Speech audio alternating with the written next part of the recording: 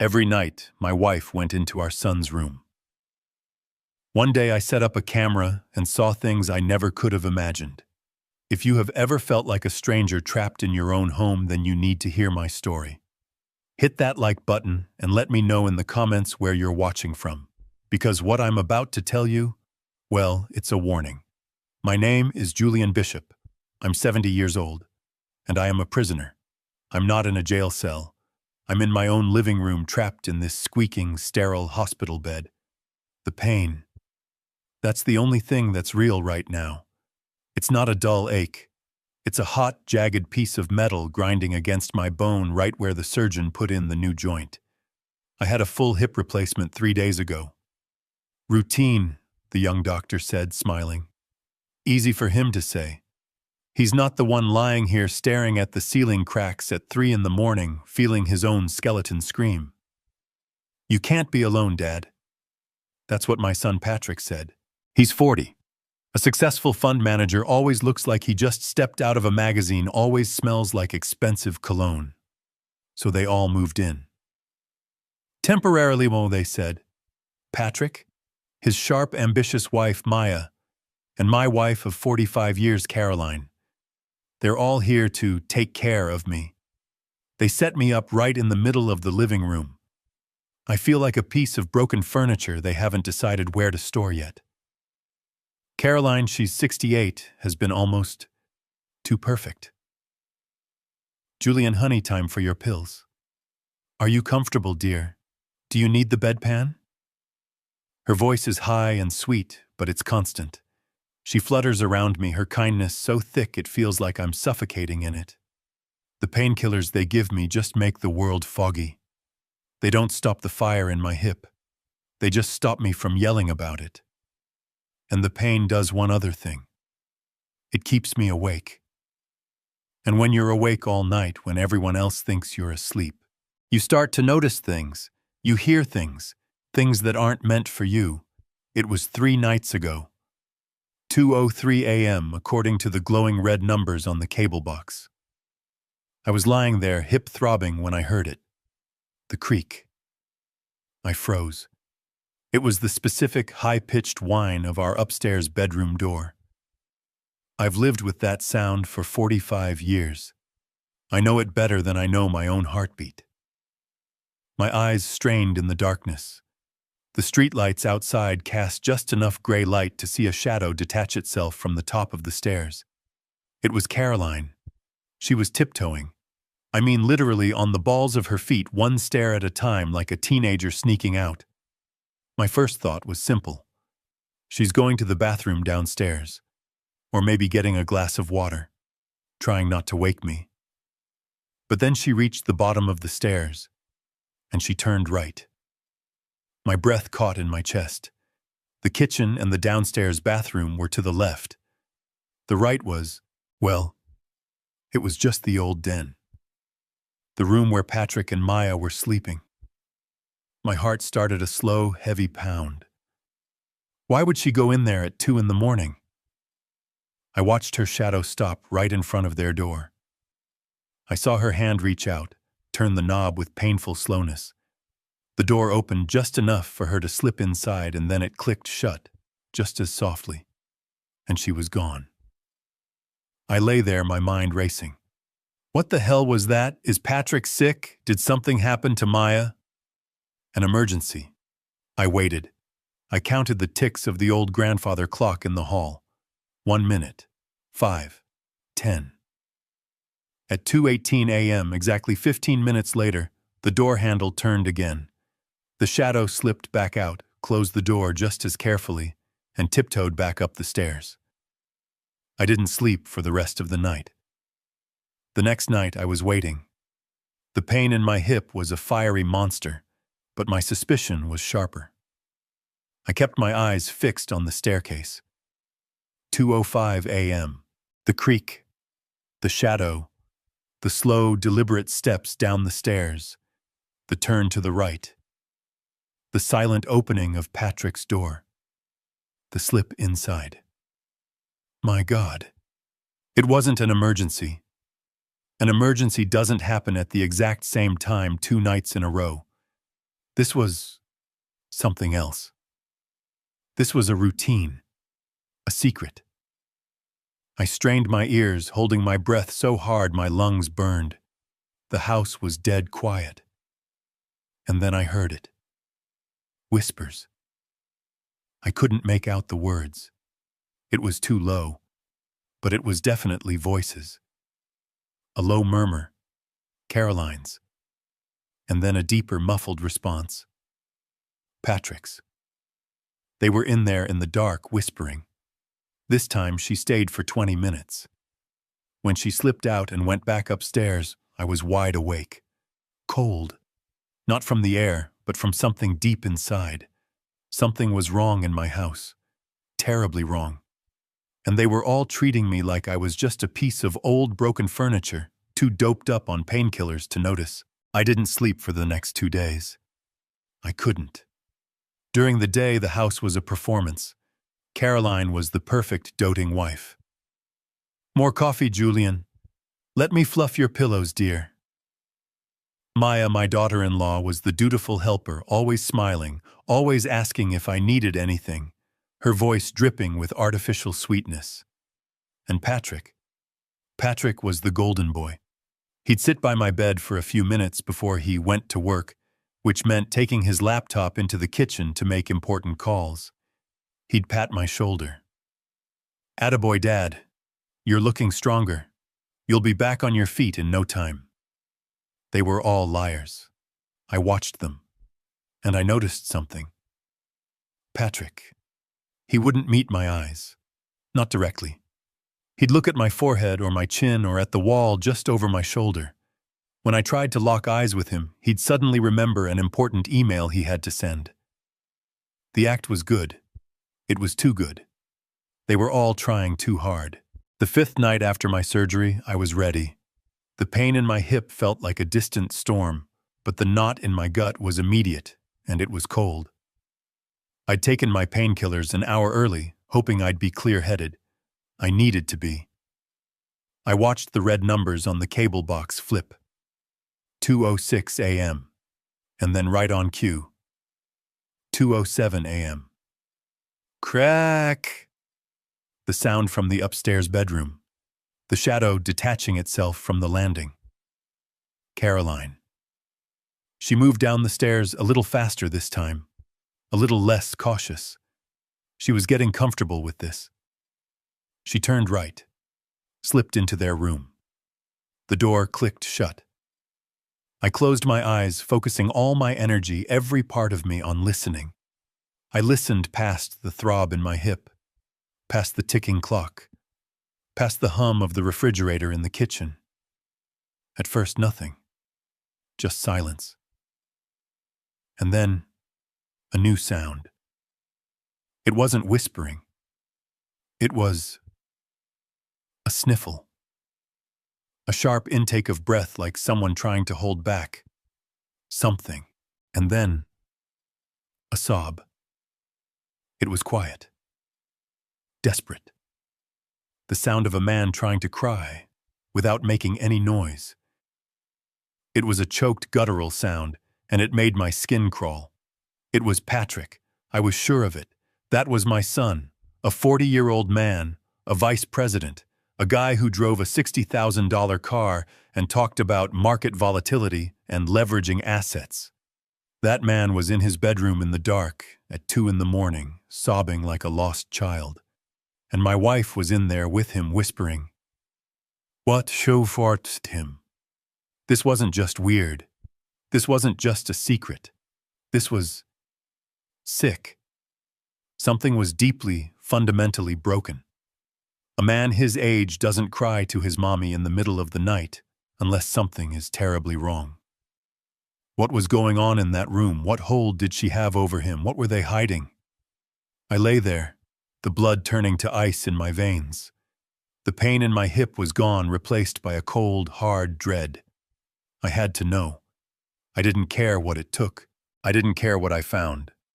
I was going to find out what was happening in my own house, under my own roof, right behind my back. The sun came up. I hadn't slept. Not 1 minute. My mind just kept replaying that awful muffled sound. The sound of my 40-year-old son, my son sobbing in the dark.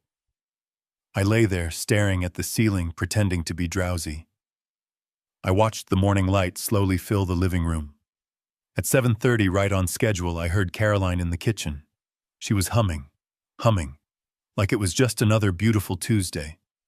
She came over to my hospital bed holding my favorite ceramic mug. "Here you are, Julian, honey," she chirped. Her voice was all sunshine and sweetness. She leaned over to hand me the mug, the steam rising from the black coffee. I didn't reach for it. I just looked her straight in the eye. My voice came out lower than I expected. Gravelly. "What were you doing in Patrick's room at 2 o'clock this morning?" The reaction was instant. It wasn't just a flinch.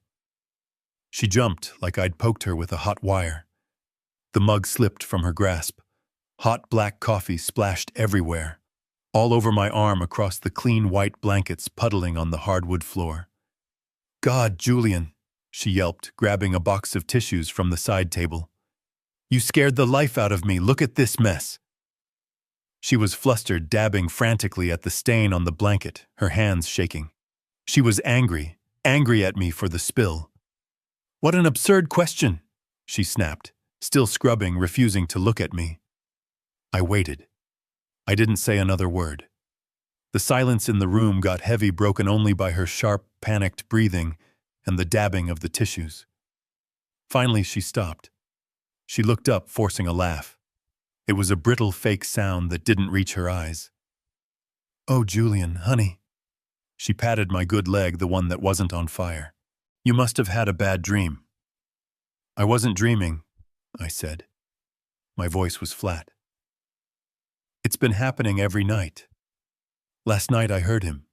He was crying." Caroline's smile froze.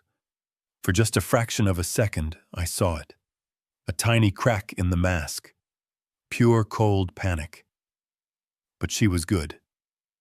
I'll give her that. She recovered instantly. She laughed again, louder this time, like I'd just told the most ridiculous joke. "Crying, Julian, honestly, you're starting to scare me. Patrick was fast asleep. Maya too. I think those new painkillers, they must be making you confused." She tapped the side of her head, her expression now one of patronizing concern. "You know hallucinations. It's a very common side effect, dear. Maybe I should call the doctor and have him adjust your dosage." And that was the moment. It wasn't the secret visit. It wasn't even the sound of my son crying. It was the lie. The smooth, easy, practiced way she dismissed me. The way she looked at me like I was a senile old fool. A confused patient who couldn't tell the difference between reality and a drug-induced dream. She thought I was stupid. She thought the pills had turned my brain to mush. She stood right there, smelling of soap and spilled coffee, and lied straight to my face.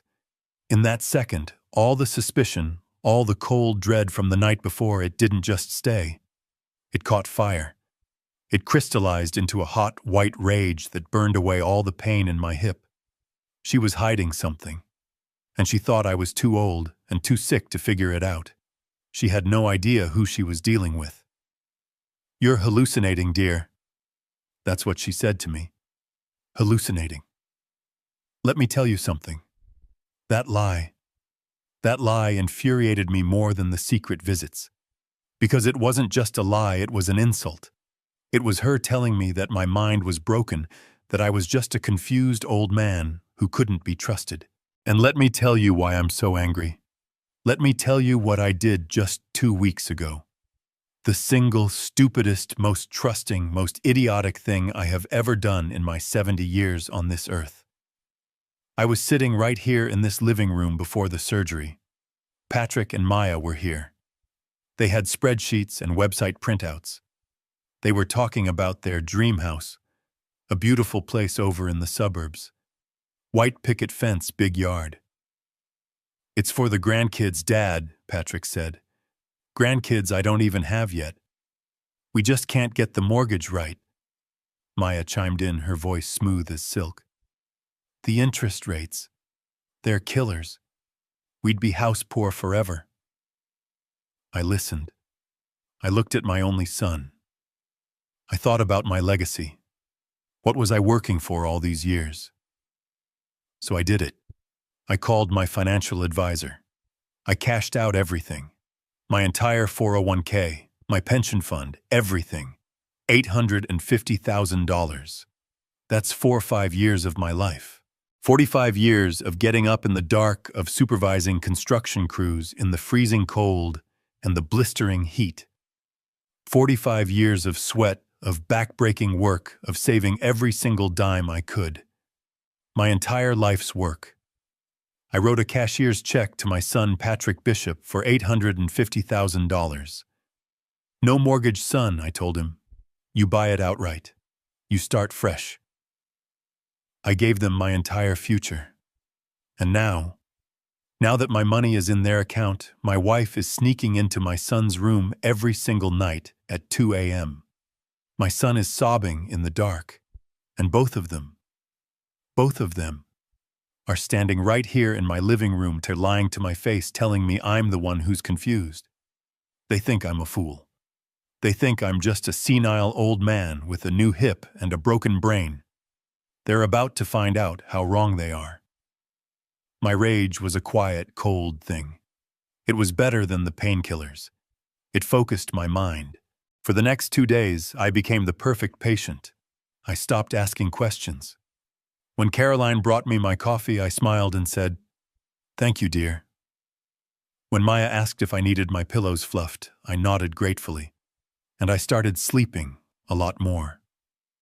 It's amazing what you can hear when people think you're unconscious. I'd let my head loll to the side, let my breathing go deep and rhythmic, even let out a little snore now and then. The living room was the center of the house. They had to walk past me. They made their calls right there, just feet from my bed, their voices hushed but confident. They thought I was just a lump of old flesh, half-drugged and fading. They had no idea I was a hunter, and I was listening. It was Thursday afternoon. Caroline had gone out to pick up my prescriptions. Patrick was upstairs resting. Maya was in the living room, pacing back and forth by the window, talking on her phone. I was asleep. My eyes were closed, my breathing was steady. "I'm telling you, it's perfect," she whispered into her phone. I recognized the voice she was using. It was the same silken, sharp voice she used with Patrick. This was Maya, the real Maya. She laughed, a low, sharp sound. "He's completely out of it. The pills have him half dead to the world. He just lies there, Julian. He has no idea what's going on." My fingers tightened on the bed railing. Keep pretending. Keep sleeping. Caroline is handling Patrick," Maya continued, and her voice dripped with contempt. "She's got her own way of keeping him in line. It's pathetic, but it's working." There was a pause. I could hear the faint sound of the person on the other end, but I couldn't make out the words.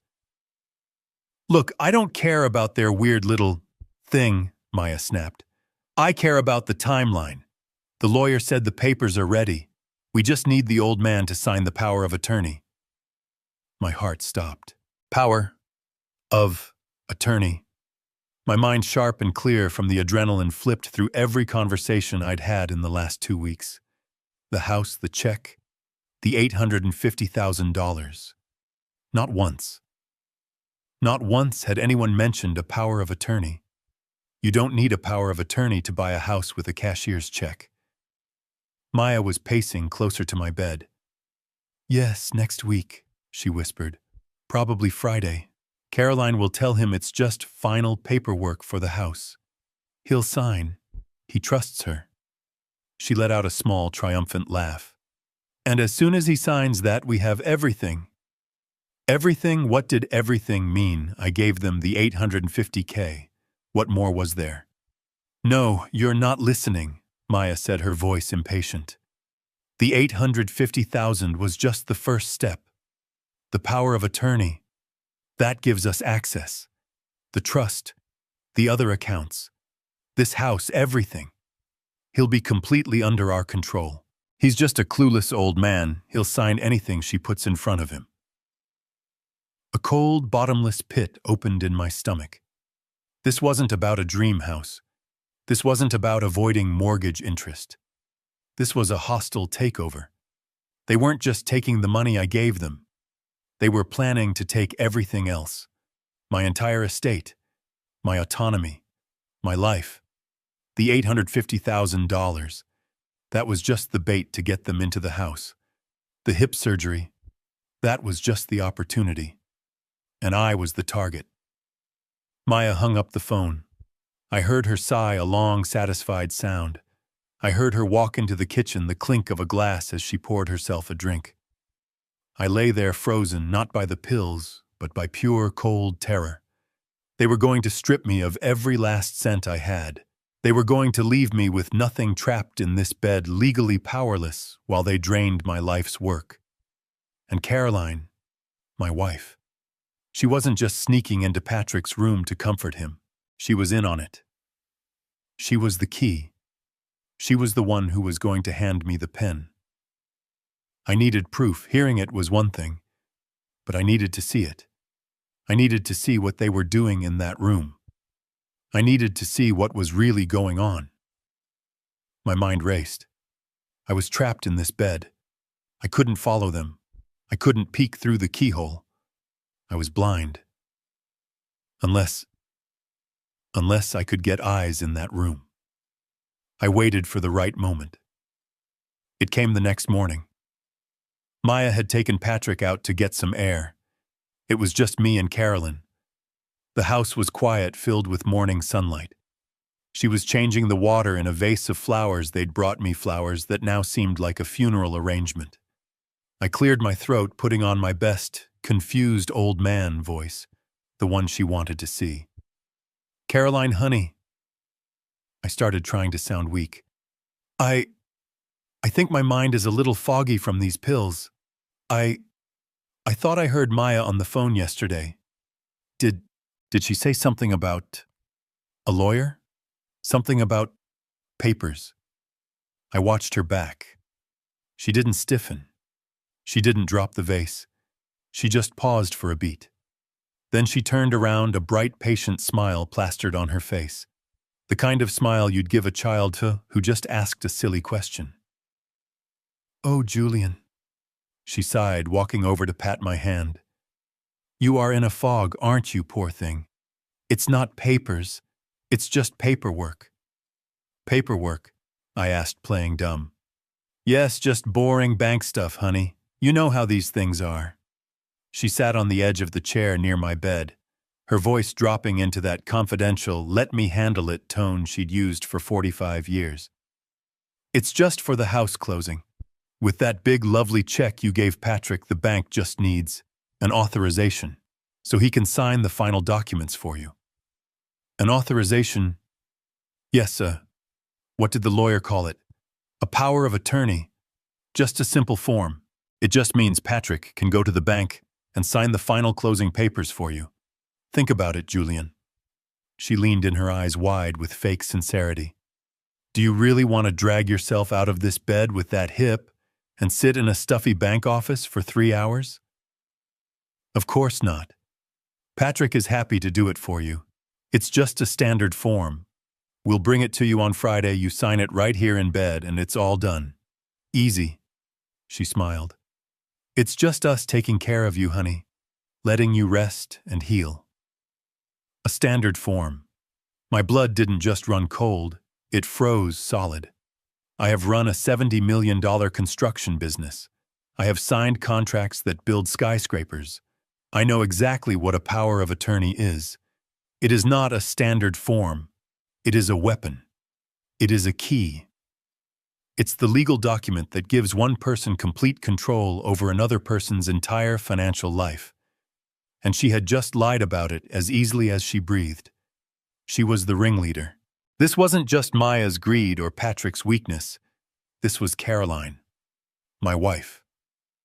Calmly, systematically, and with a sweet smile on her face, planning to strip me of everything I owned. I looked at her, at this woman I had slept next to for almost half a century, and I realized with a clarity that cut right through the painkillers that I was completely and utterly alone. They were all in on it. I smiled back at her, a weak, tired smile. "Oh, okay, honey. That makes sense. Thank you for handling everything. You're right. I I'm just so tired." "Of course you are, dear," she said, patting my hand again. "You just rest. We'll take care of everything." I closed my eyes and she tiptoed out of the room, leaving me alone with the truth. I couldn't trust anyone. I was surrounded by enemies who were pretending to be my family. And I knew right then that I had to act. I was trapped in this bed, but I wasn't dead. If I was going to fight back, I couldn't do it with my body. I had to do it with my mind. And I needed eyes. I needed to see exactly what was happening in that room. This body, this hip, it was their prison for me. They thought I was stuck. They thought that because I couldn't walk, I couldn't act. They forgot that a construction boss, even a retired one, knows how to solve a problem. And this was a problem of logistics. I was immobile, but my mind was working just fine. I couldn't be their eyes, so I would have to buy eyes. I waited. The clueless old man they laughed about, this senile old fool.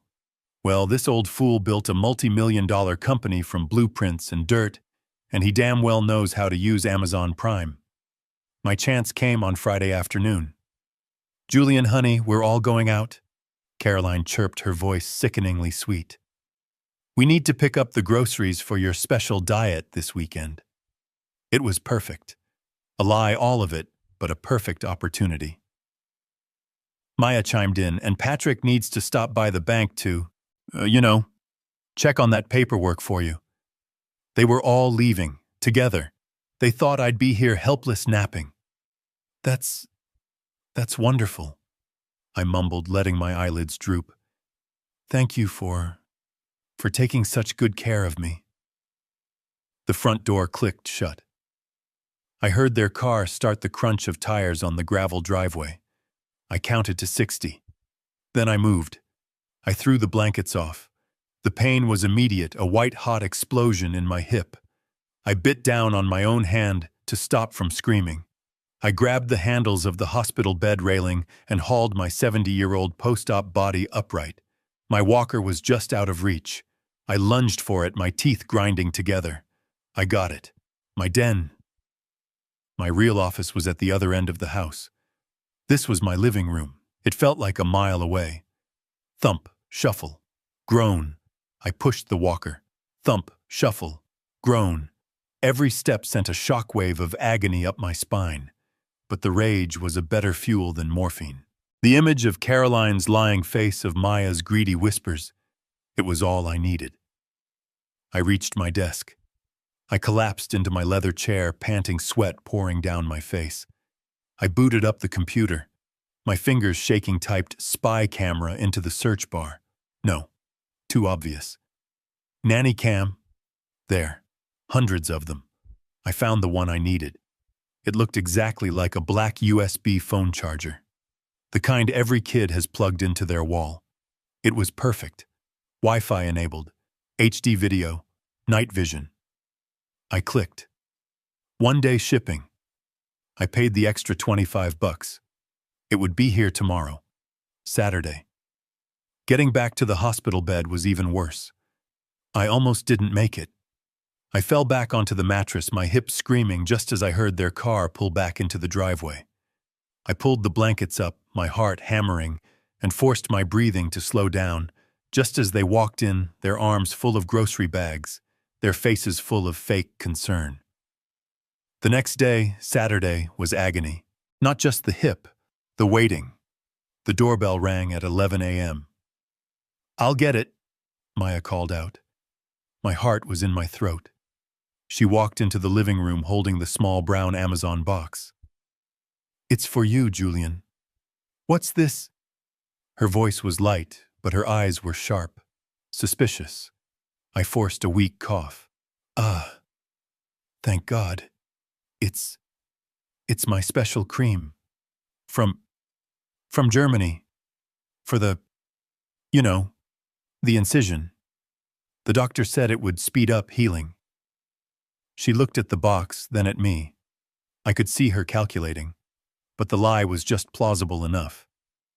She shrugged and put it on my side table right next to my bedpan. Well, I hope it works. Now for part 2, getting it in their room. I waited until 3 p.m. I pressed the call button for Caroline, so, yes, dear. I put on my most pathetic, pain-filled grimace. Caroline, the pills, they're not working. The pain, it's too much. The doctor said, he said I could take the other prescription, the stronger one, but you have to pick it up, the one at CVS. Right now, she asked, annoyed. Please, I gasped, clutching my hip. It's really bad. She sighed. Fine, I'll go. Maya Patrick, I need you to watch him. No, I said a little too loud. I softened my voice. Please, honey, just go. I just want to be quiet. I'll just sleep until you get back. Please, no hovering. She looked at me, then nodded. All right, I'll be back in 30 minutes. The front door closed. This was it. No second chances. I grabbed the box, tore it open with my teeth. The little black cube. Perfect. Thump, shuffle, groan. I pushed the walker, my hip on fire, out of the living room, down the short hall to the den. I pushed the door open. The room smelled like them. Maya's perfume, Patrick's cologne. The TV was on the dresser right across from their bed. I hobbled over. Behind it, a power strip. Thank God. My hands were shaking so hard I could barely hold the little cube. I shoved it into the socket. A tiny blue light blinked on, then vanished. It was active, but the angle was wrong. It was pointing at the ceiling. I needed to aim it. I looked around. My eyes landed on an old paperback book Patrick had left on the dresser. I grabbed it, ripped out a wad of pages, and folded it. I unplugged the charger, jammed the wad of paper behind it, and plugged it back in, tilting it, angling it, down, pointing it right at the goddamn bed and the chair next to it. It was perfect. I heard a car door slam outside. She was back. My blood ran cold. I didn't have time to be careful. I abandoned the walker, grabbed the door frame, and half dragged, half fell my way back into the living room. Every movement a fresh stab of agony. I scrambled into the hospital bed, pulling the covers up, just as the front door opened. Caroline walked in, holding a white paper bag. They said it'll be another hour, Julian. The pharmacy is... She stopped. She stared at me. I was drenched in sweat. My face was pale as a ghost, and I was breathing like I'd just run a marathon. Julian, are you all right? She asked, her voice sharp with suspicion. You look terrible. I let out a long theatrical groan. The pain, Caroline, it's... Just get me some water, please. She watched me for a long second, her eyes narrow. Then she turned and went to the kitchen. I sank back into the pillows, my body screaming, my heart pounding. But I was smiling. I had my eyes. Now all I had to do was wait for 2 a.m. That night I didn't sleep. I don't think I even blinked. I just lay there staring at the dark. The house was a tomb. The only sound was the grandfather clock in the hall, ticking, ticking, ticking, counting down. My hip was a dull background roar, but I barely noticed. My heart was pounding a slow, heavy rhythm against my ribs. I had the iPad hidden under the covers, clutched in my hand. My thumb was resting on the on button, the glass cold against my skin. I watched the red numbers on the cable box flip. 1:55 a.m. 1:59. Come on. Come on. My mouth was dry. What if she didn't come tonight? What if they suspected? No. They thought I was a confused, drugged-up old man. They were confident. 2:10 a.m. And then I heard it. The faint, familiar creak from the bedroom upstairs. Showtime. My fingers were shaking. Under the blanket, I pressed the power button. The screen lit up, casting a ghostly glow on my face. I squinted, jamming my thumb on the brightness control, turning it all the way down. I fumbled for the app icon. The little blue eye. Connecting. The little wheel spun. For one agonizing second, I thought it had failed. I thought the Wi-Fi was too weak. Then the screen flickered, and I was in. The picture was grainy, but it was clear. The angle I'd set. It was perfect. The camera's night vision cast a ghostly green-black glow over the entire room. I could see their unmade bed, the dresser, the chair next to it. I didn't have to wait. As soon as the image stabilized, I saw the doorknob on the far side of the screen turn. Slowly, silently. The door opened, and Caroline slipped in. She was just a dark shape in her nightgown, but I knew it was her. She closed the door behind her with a soft, final click. I held my breath. I expected to see Patrick asleep in the bed. I expected Caroline to, I don't know, rifle through his drawers, look for something. But Patrick wasn't in the bed. He was standing. He was standing by the window, his back to the door.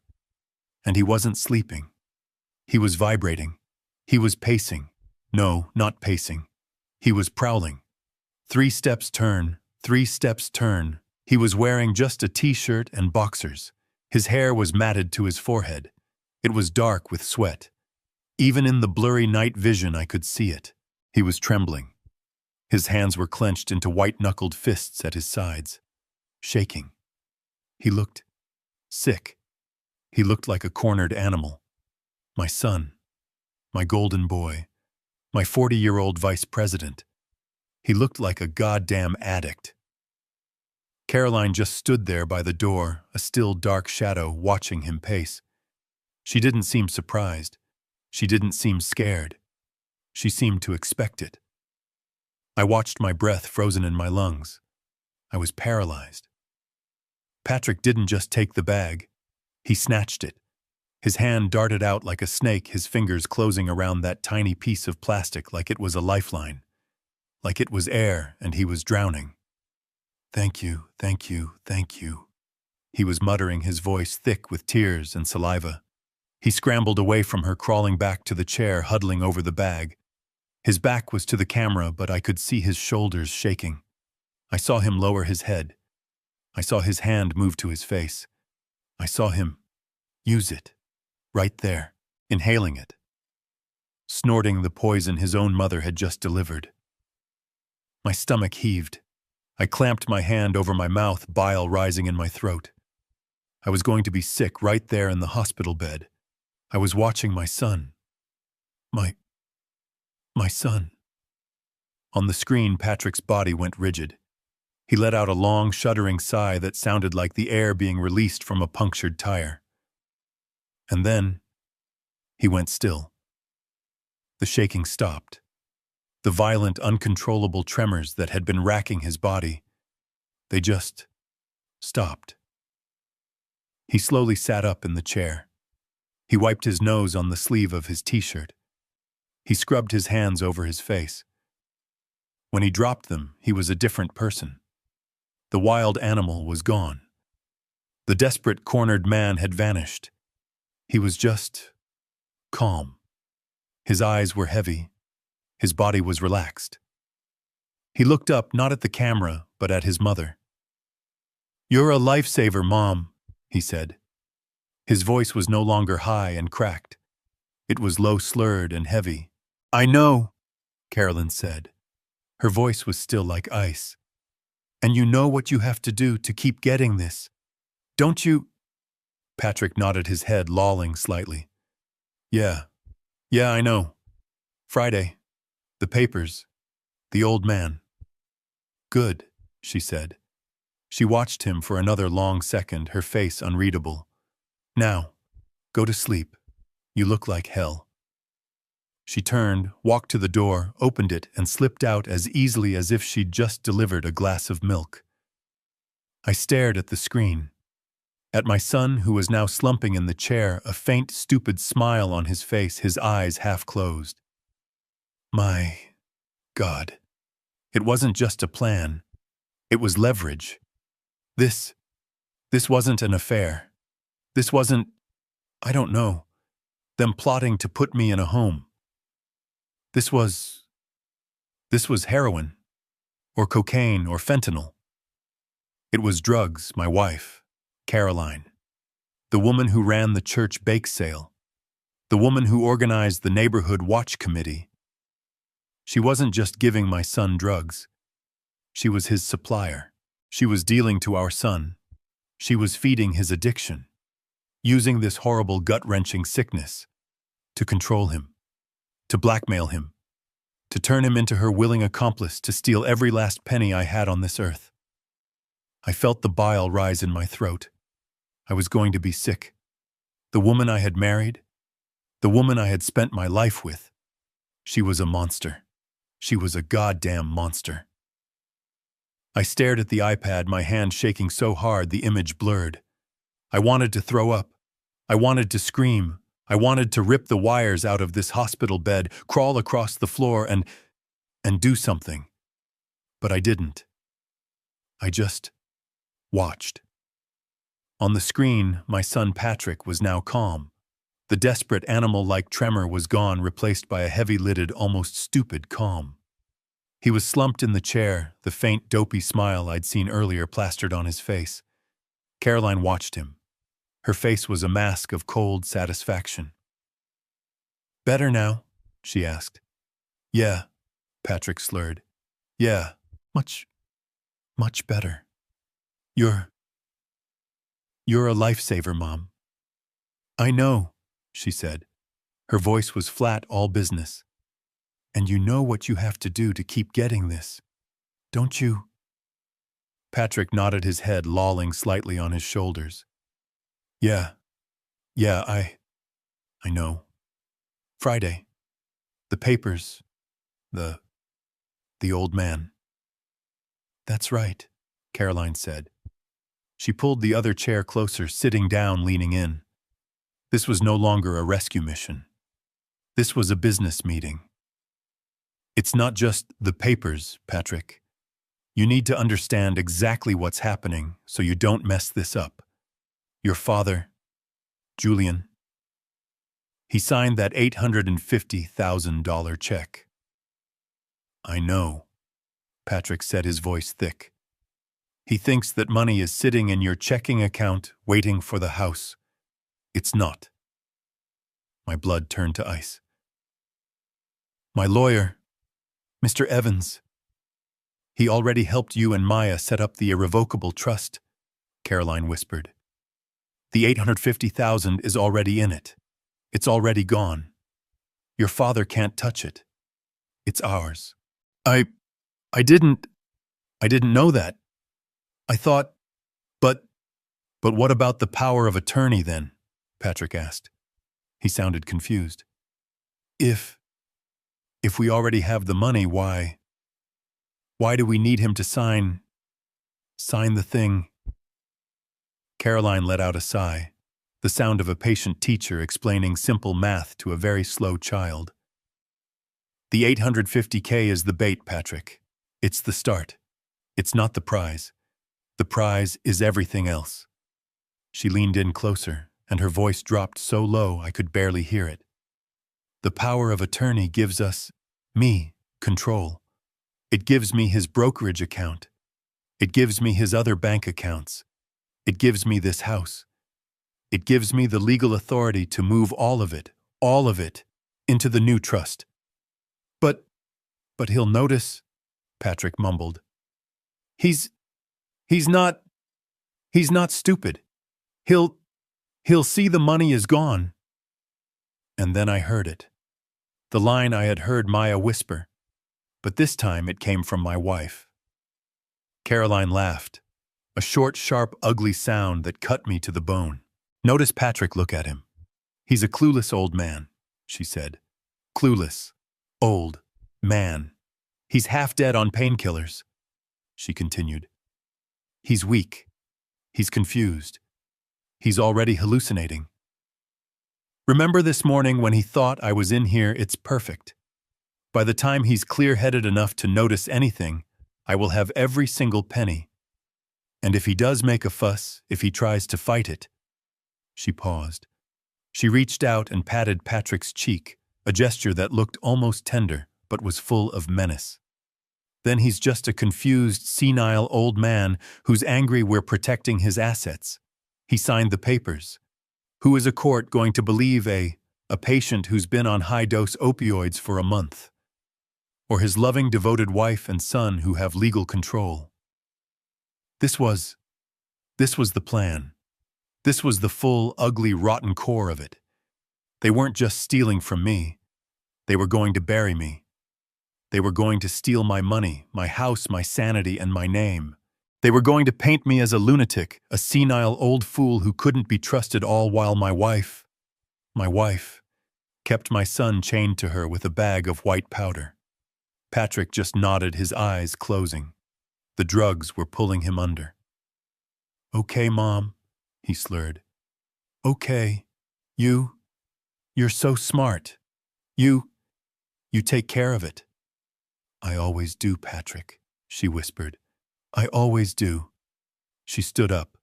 She looked at him slumped in the chair. A look of, I don't know, disgust, pity. It passed in a second. She turned, walked to the door, opened it, and slipped out. I sat there in the dark, my iPad clutched in my hand, the screen now black. I was 70 years old. I had just lost my son. I had just lost my wife. I was about to lose everything I had ever worked for. I had never in my entire life felt so completely and utterly alone. But that loneliness, it didn't last. It burned away. And in its place, something else took root.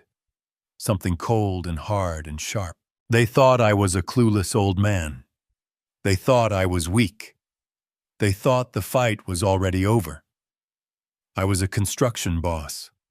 I'd spent my life dealing with liars, with cheats, with contractors who tried to cut corners.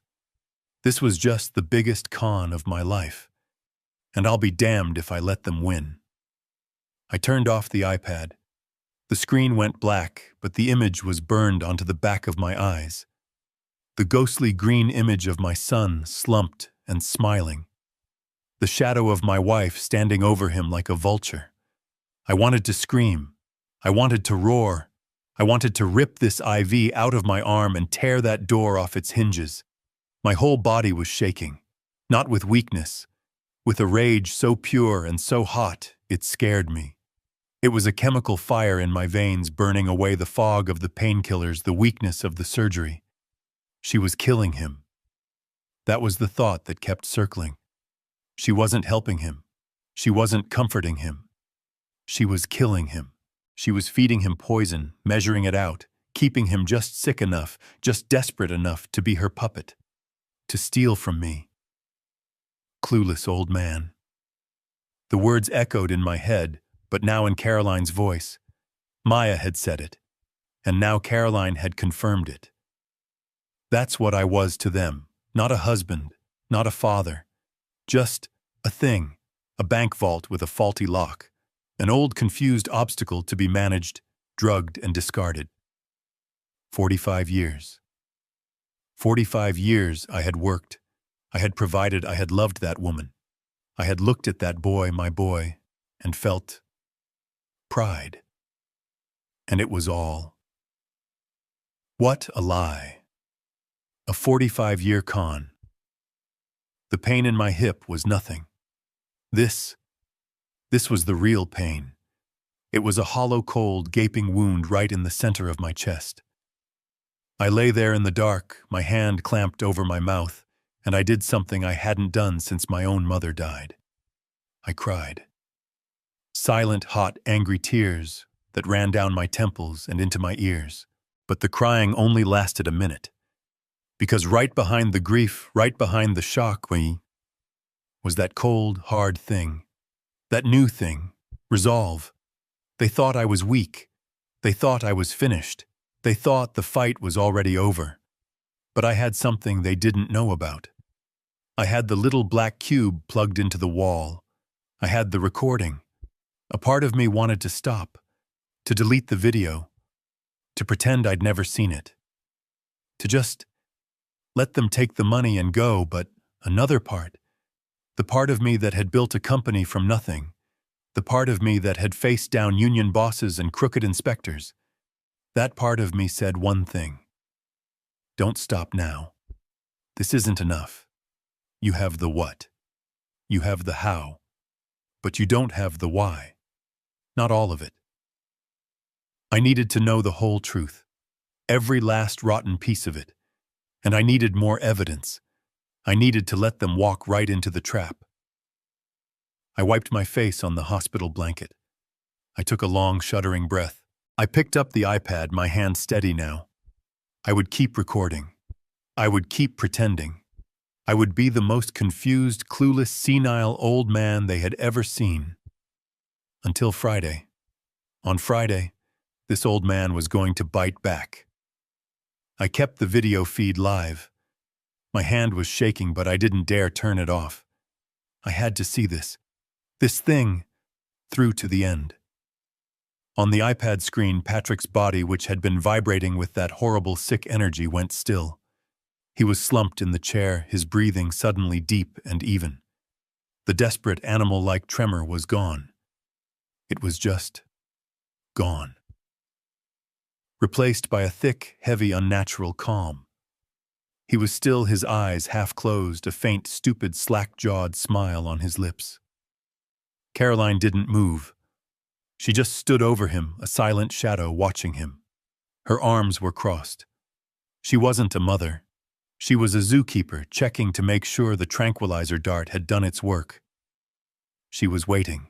After a long, terrible silence, a full minute, where the only sound was the hum of the air conditioner, Patrick's head rolled on his shoulders. He looked up at her, his eyes heavy-lidded, unfocused. Maya's getting nervous, he slurred. The words were thick, running together like his tongue was too big for his mouth. She keeps asking about Friday. She says the old man, he has to sign the papers on Friday. Caroline's face didn't change. She didn't smile. She didn't frown. She just nodded slowly, as if he were discussing a grocery list. Maya needs to learn some patience, she said. Her voice was a low, cold whisper, but it cut through the silence. Her nervousness is a liability, but she's right. Friday is the day. You just have to hold it together, Patrick. Just 2 more days. Can you do that? Can you stop this? She gestured to his slumped form with disgust, and be a big boy for 2 more days. Yeah, he mumbled, his eyes fluttering. Yeah, Mom, I can do it. I feel good now. What happens Friday? What's the plan again? The plan? Caroline said, pulling the other chair from the desk and sitting down right in front of him, is simple. I will take the papers to your father, right there in his bed. He'll be in pain. He'll be foggy from the pills. He'll be weak. And I will tell him it's just bank forms for the house. And he will sign them. He will sign the power of attorney. She leaned in, and I felt a chill run right through my shattered hip, a cold that had nothing to do with the night air. The second he signs, she continued, the second that ink is dry, my lawyer, Mr. Evans, will take that document, and he will transfer everything. Patrick frowned, his drugged brain trying to keep up. Transfer? What I thought we already got the $850,000. Caroline let out a long, slow sigh. It was the sound of a patient teacher explaining something to a child, a very, very slow child. "Patrick," she said, her voice sharp with contempt. "We have the $850,000. That money is already in the irrevocable trust. It's gone. It's ours. He can't touch it. I made sure of that with Mr. Evans when your father was in surgery. That money was moved the second his anesthesia kicked in." My God. It was already gone. They'd done it during the surgery, while I was unconscious. Then why?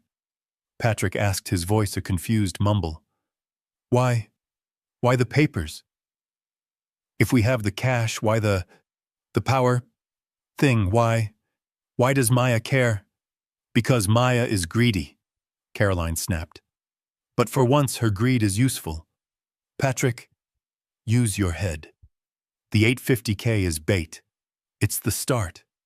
It's not the prize. The prize, is everything else. She leaned in even closer, her voice dropping to a conspiratorial whisper that the camera's microphone barely caught.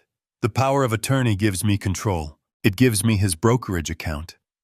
It gives me his other bank accounts, his stocks, his bonds. It gives me this house. It gives me the legal authority to move all of it, into the new trust, where he can never ever find it. Do you understand? By the time he's well enough to even think about checking his statements, there will be nothing left. A zero balance. Everywhere. Patrick was quiet for a long time. Even in his drug-induced haze, the sheer scale of what she was saying seemed to be sinking in. But he'll notice, Patrick mumbled, shaking his head. He's not stupid. He'll see the money is gone. He'll call the bank. He'll call the cops. And then I heard it. Carolyn laughed. It wasn't a happy sound. It wasn't a sound of joy. It was a short, sharp, ugly burst of air. It was the most terrible sound I had ever heard in my 70 years. "Oh, Patrick," she said, and her voice was filled with a cold, sharp poison that I had never heard before.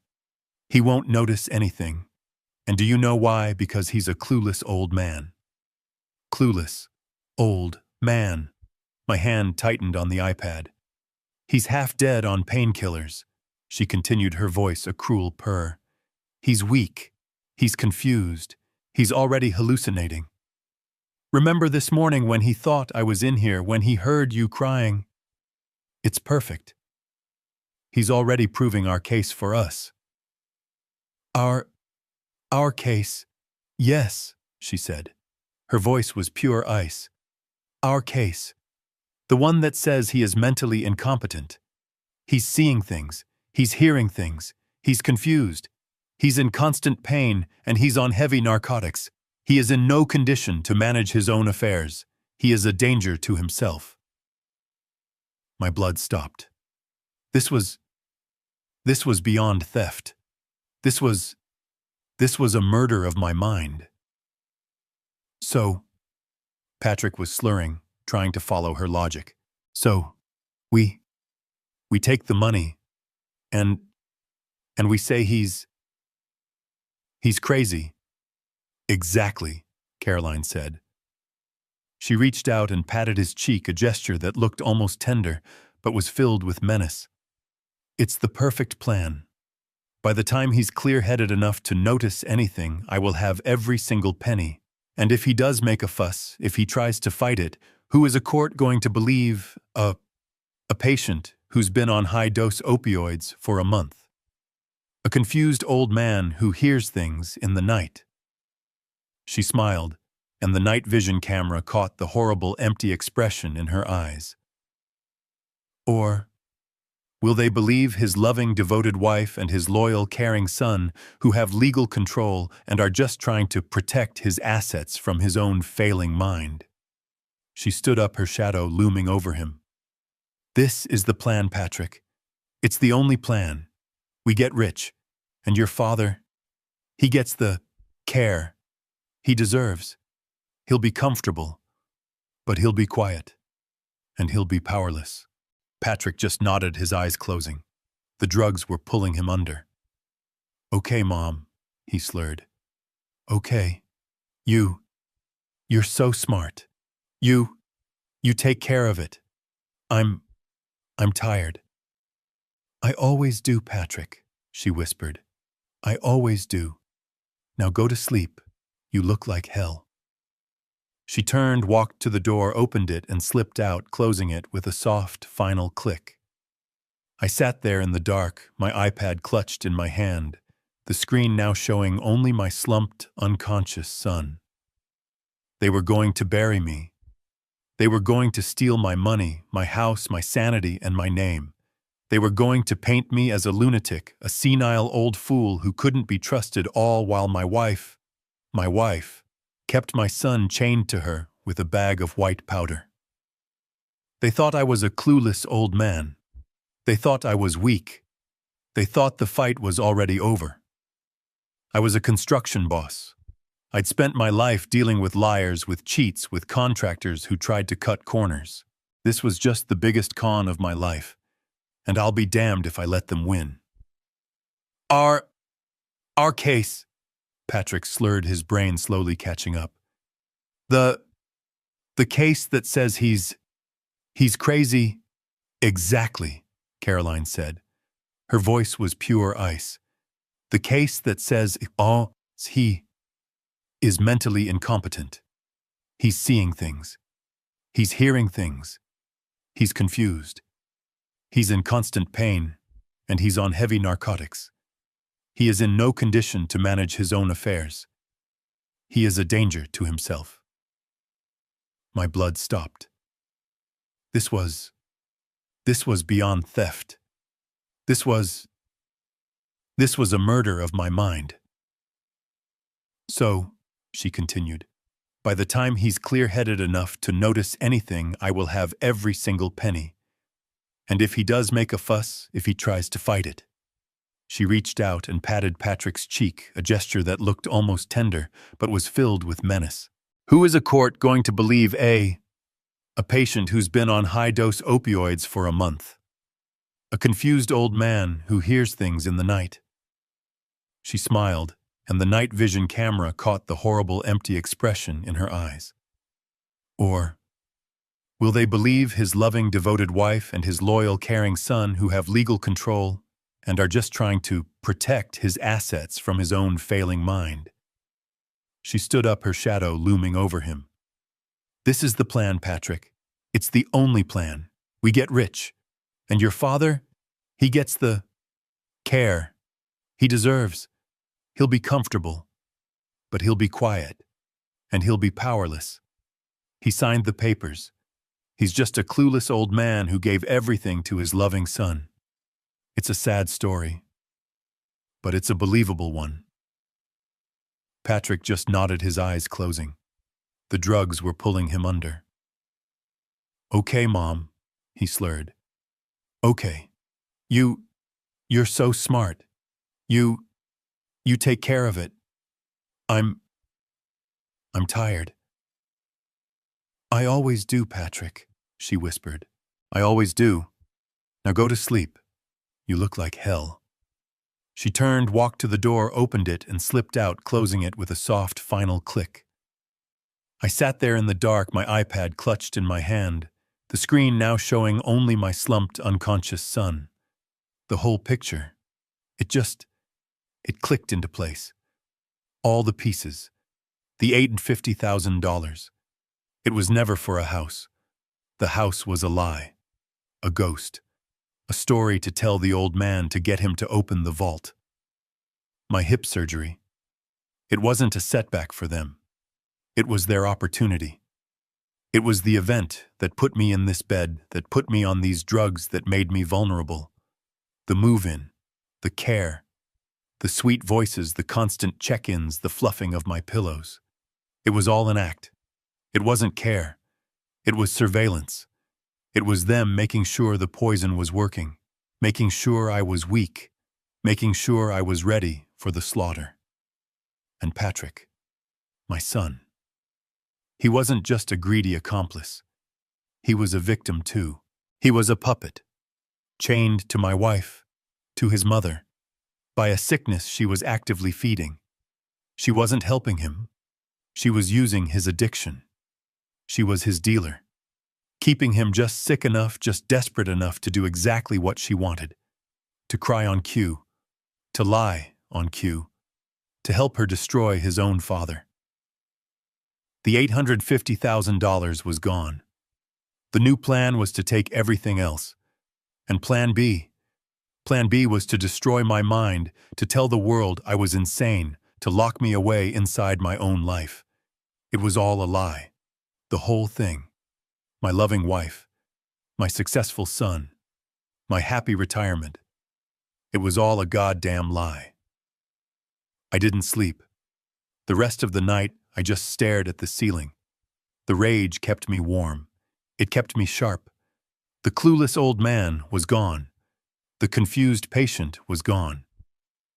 The man lying in this hospital bed was Julian Bishop, the man who built a $70 million company out of mud and rebar, and he was wide awake. The sun came up. The house started to stir. I heard the shower upstairs. I heard the clink of coffee cups in the kitchen. I heard her. Caroline. She was humming like it was just another beautiful Saturday morning. They thought I was asleep. They always let me sleep in. They thought the old man was knocked out by his pills. At exactly 7 a.m., I heard Caroline tell Maya she was going upstairs to take a shower. I heard Maya turn on the TV in the kitchen. This was my window. My cell phone was on the nightstand right next to the glass of water they left for me. My hand shot out, grabbed it, and pulled it under the covers. My fingers were steady. I hit 1 on my speed dial. It rang once. "Yeah," a gruff voice answered. "No hello, that's why I hired him 30 years ago. Tony Petrocelli." "Tony," I whispered, my mouth close to the phone. "It's Julian." "Julian, what's wrong? You sound—" "Code red, Tony," I said. The line went dead silent. Code red was our old signal, from the business days.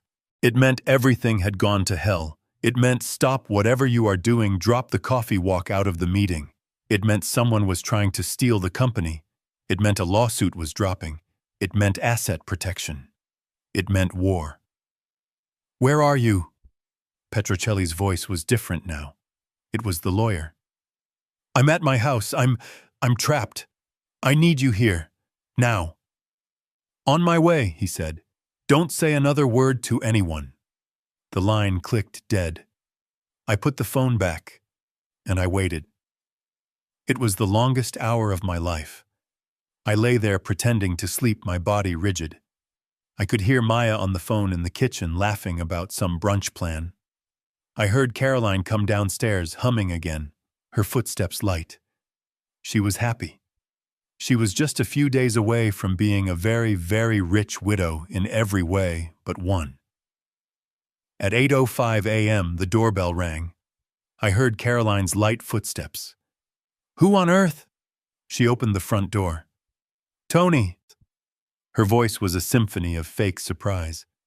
What are you doing here on a Saturday?" "Caroline?" I heard Petrocelli's voice rumble. He's a big man, built like a brick wall, always in a 3-piece suit, even on a weekend. "I was in the neighborhood. Just wanted to see how my old partner was holding up. Heard he had the surgery. Won't be a minute." "Oh," Caroline said. She couldn't say no. "He was my oldest friend. He was my lawyer." "Of course, come in. He's resting. He's very confused, you know, the pills." "I know how it is, bon," Petrocelli said, walking in. I saw him. His face was a mask of polite concern, but his eyes were scanning, looking at me, looking at the setup. "Tony," I said, my voice weak, is that you?" "Hey, Julian," he said, walking over. "Just came to see the wounded soldier. Tony, I need to use the The bathroom, I said, my voice cracking with fake pain. And this hip. I can't.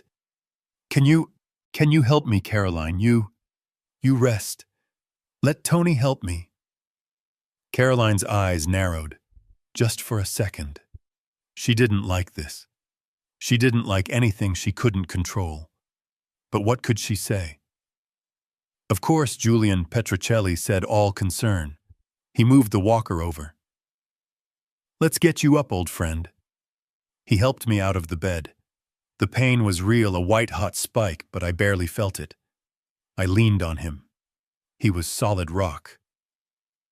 We hobbled step by painful step into the downstairs bathroom. The one I knew had a lock. I got inside. He followed. I pointed at the door. He locked it. I pointed at the ventilation fan.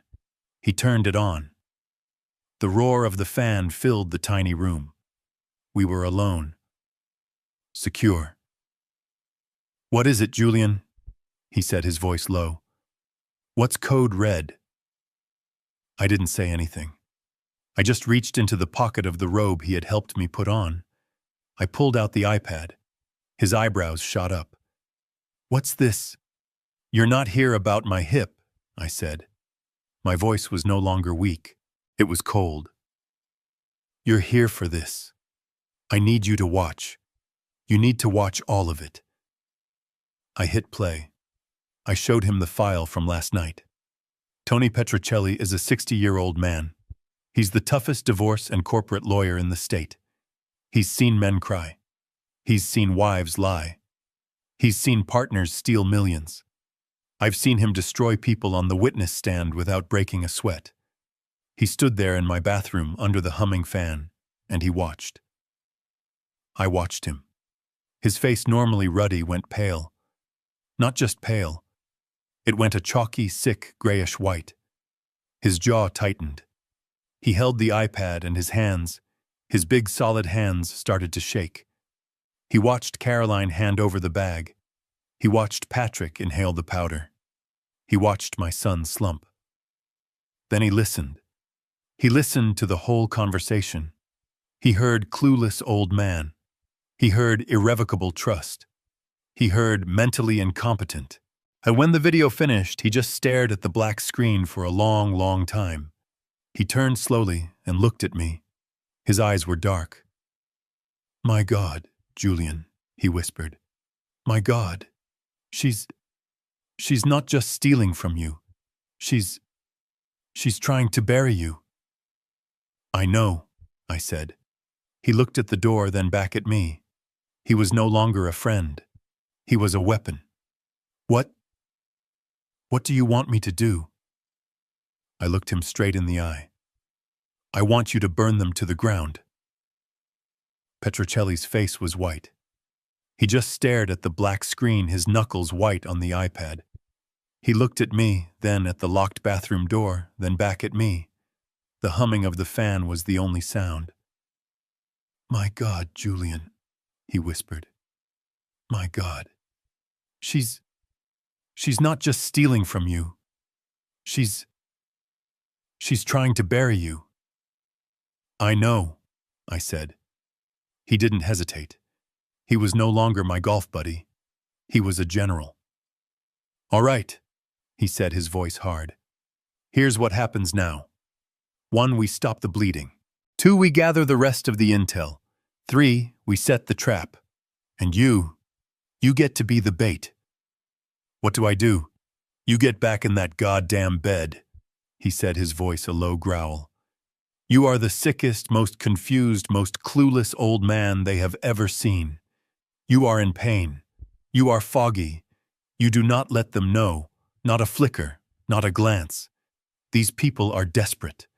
Your wife is leveraging a drug addict. They are dangerous. Do you understand me? You do nothing until I tell you. I nodded. They're planning it for next Friday. The power of attorney. It won't matter, Petrocelli said, because by the time they hand you that pen, there won't be anything left for them to take. He unlocked the fan. He unlocked the door. He put his arm around me, all friendly concern again. "Let's get you back to bed, Julian. You look like you're about to pass out." The walk back was a performance. I leaned on him, groaning. Caroline was standing in the kitchen doorway, her arms crossed, her eyes narrow. She was suspicious. "Is everything all right, Tony?"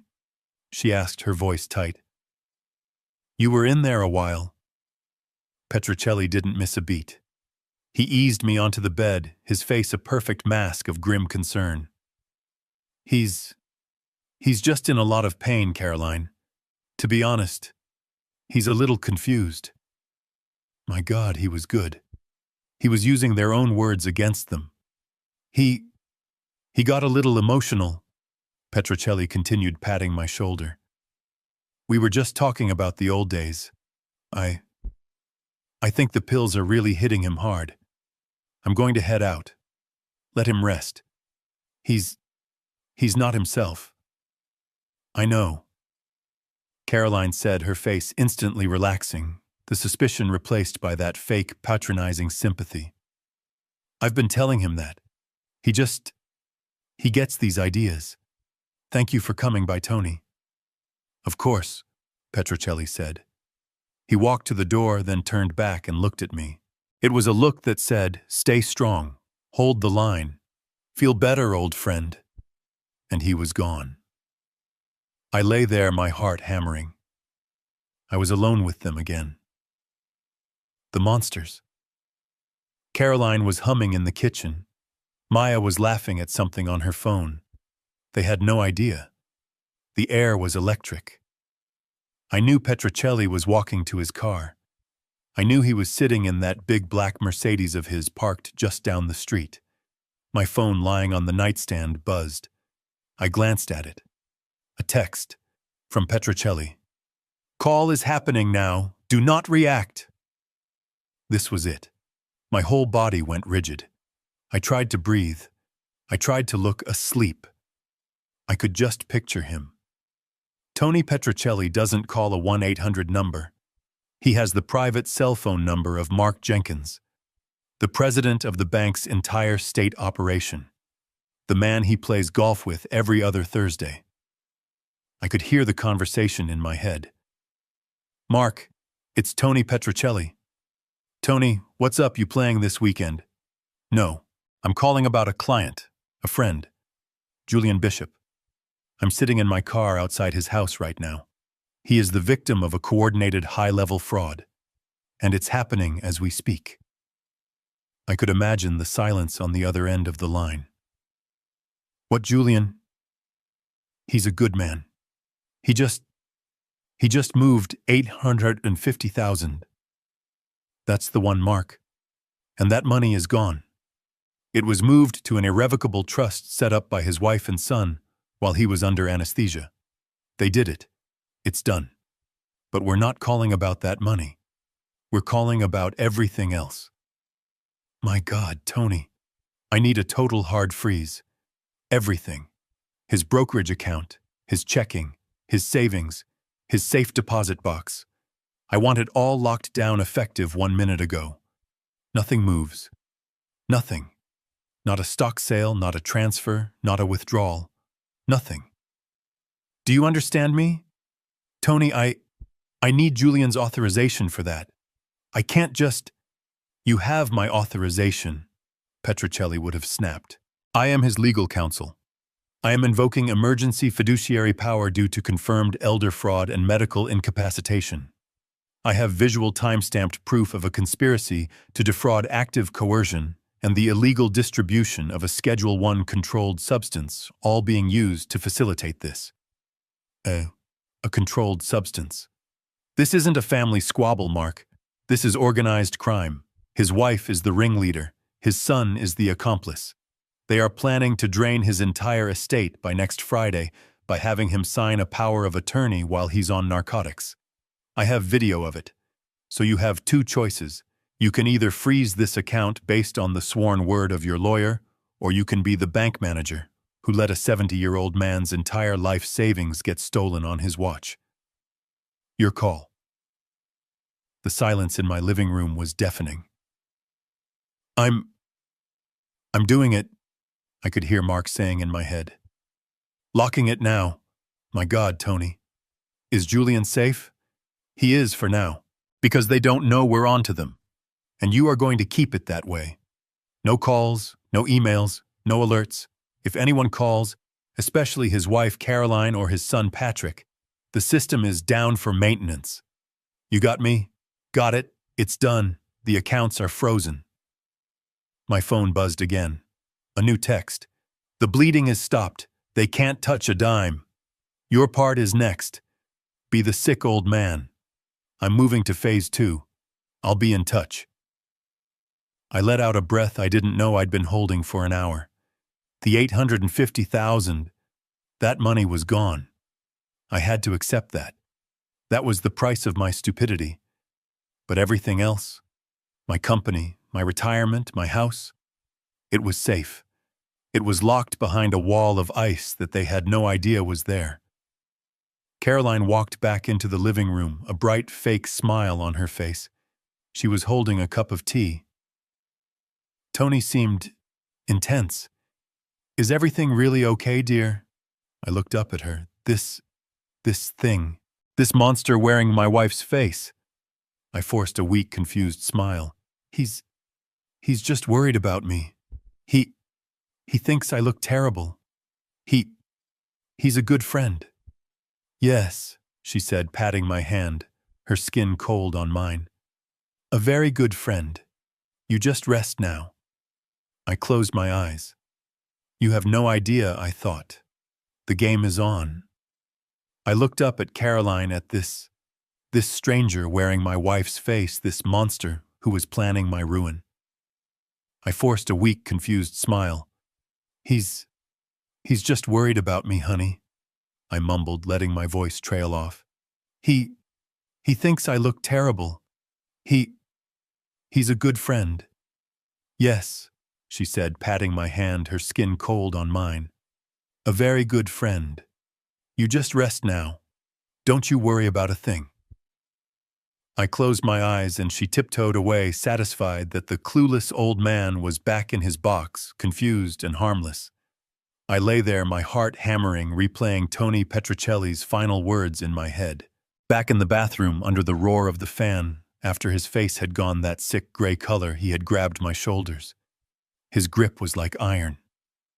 Julian, he'd said, his voice a low, hard growl.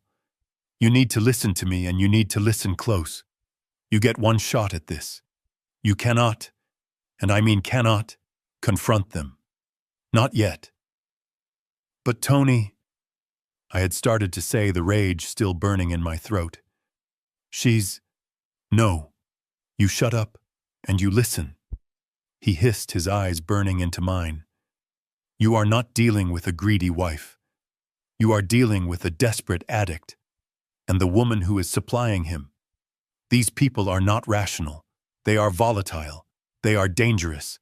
If they know, if they even suspect that you are onto them, they will panic. And a panicking addict is capable of anything. Do you understand me? Your life is in danger in this house. I had just stared at him. The cold truth of his words hit me. He was right. So this is what you do.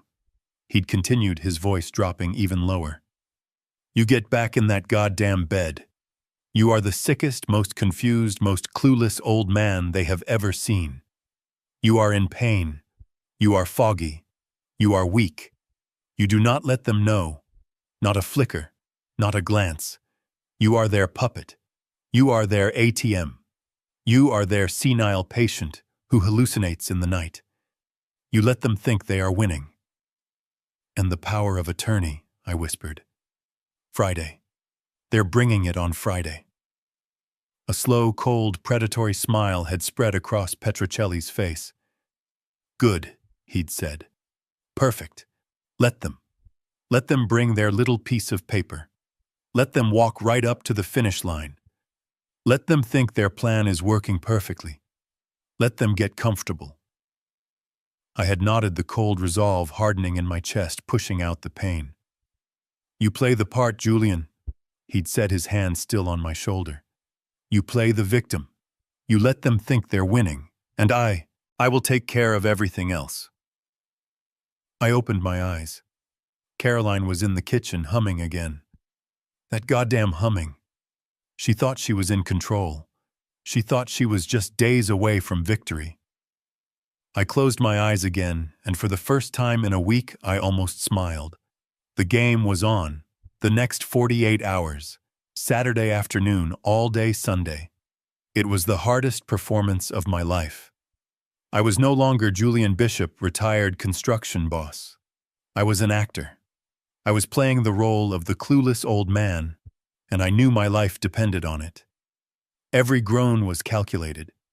Every time I winced supposedly from the pain in my hip, it was a lie.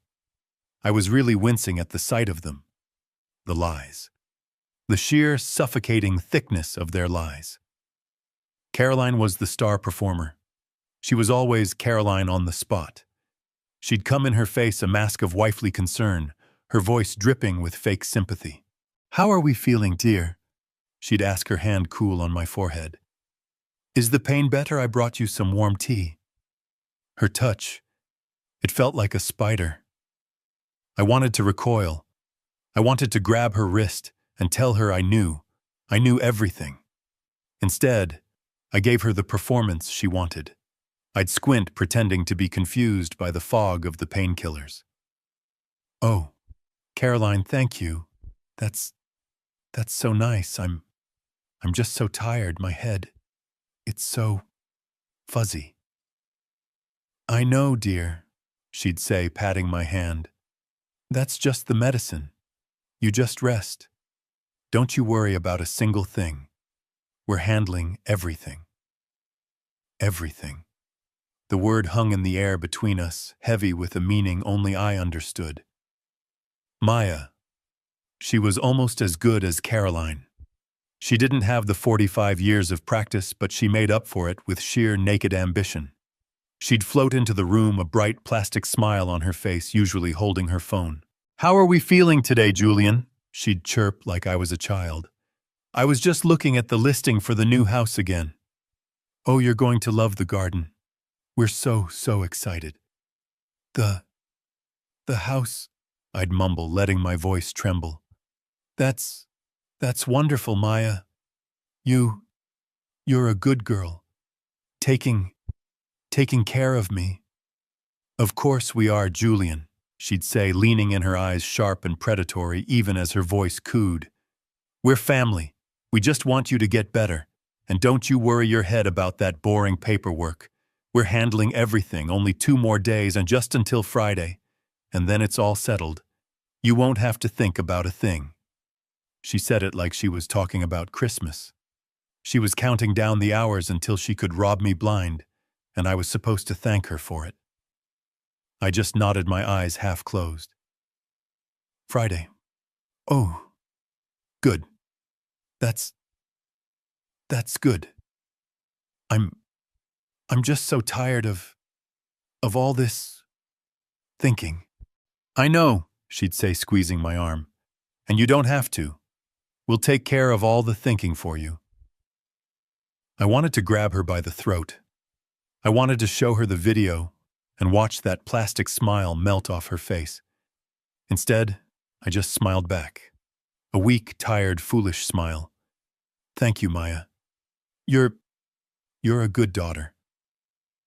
And Patrick, my son, he was the weak link. I watched him. He wasn't shaking anymore. He wasn't pacing. The 2 a.m. medicine from his mother was clearly working. He was calm, relaxed. His eyes were heavy, but the desperation was gone. He was the perfect docile puppet. He mostly avoided me. He'd stay in the kitchen or in the den making important calls. But Caroline, she was the director of this sick play. She would make him interact. "Patrick, honey," she'd call out. "Go say hi to your father. Go on, see if he needs anything." He'd shuffle over, his gaze fixed on the floor, on the wall, on anything but my eyes. "Hey, Dad, you okay?" I put every ounce of effort I had into looking him straight in the face. I put on my best, disappointed but loving father expression. Patrick, my boy, I'm, I'm just tired. But I want you to know, I'm so proud of you. Taking, taking care of this big house deal. That's a lot of responsibility. You're, you're a good son. I saw him flinch. He actually flinched. The word proud, it was like I'd stabbed him. He couldn't take it. Yeah, Dad. Well, he mumbled, backing away. Just rest. I gotta go make a call. He practically ran out of the room. He was weak. Caroline and Maya, they were the sharks. He was just the blood in the water. Caroline watched him go, then turned back to me, her smile back in place. He's just so worried about you, Julian. We all are. It's a stressful time, but it's almost over. She leaned in, fluffing my pillows again, her cold hand brushing my cheek. Only 48 more hours, she whispered like it was a sweet secret. Just until Friday. Then we can all finally relax. I closed my eyes. Oh yes, I thought. Friday is coming. I kept the performance up all day Sunday. It was exhausting. Smiling when I wanted to spit, nodding when I wanted to yell. I was the weakest man in the world, and I had never been stronger. Caroline, my loving wife, announced she was going to church. Of course she was. She was going to go sing hymns, her hands clasped in prayer while planning to destroy her husband and poison her son. The hypocrisy was so thick I could barely breathe. "You'll be all right, dear?" she asked, adjusting her hat.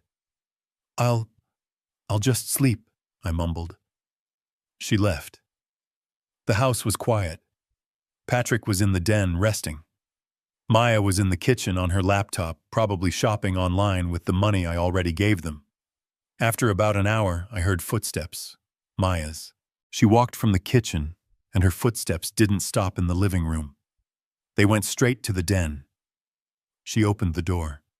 She didn't bother to knock. I heard her voice. "Patrick?" I fumbled for the iPad under my blanket. My hands were sweating.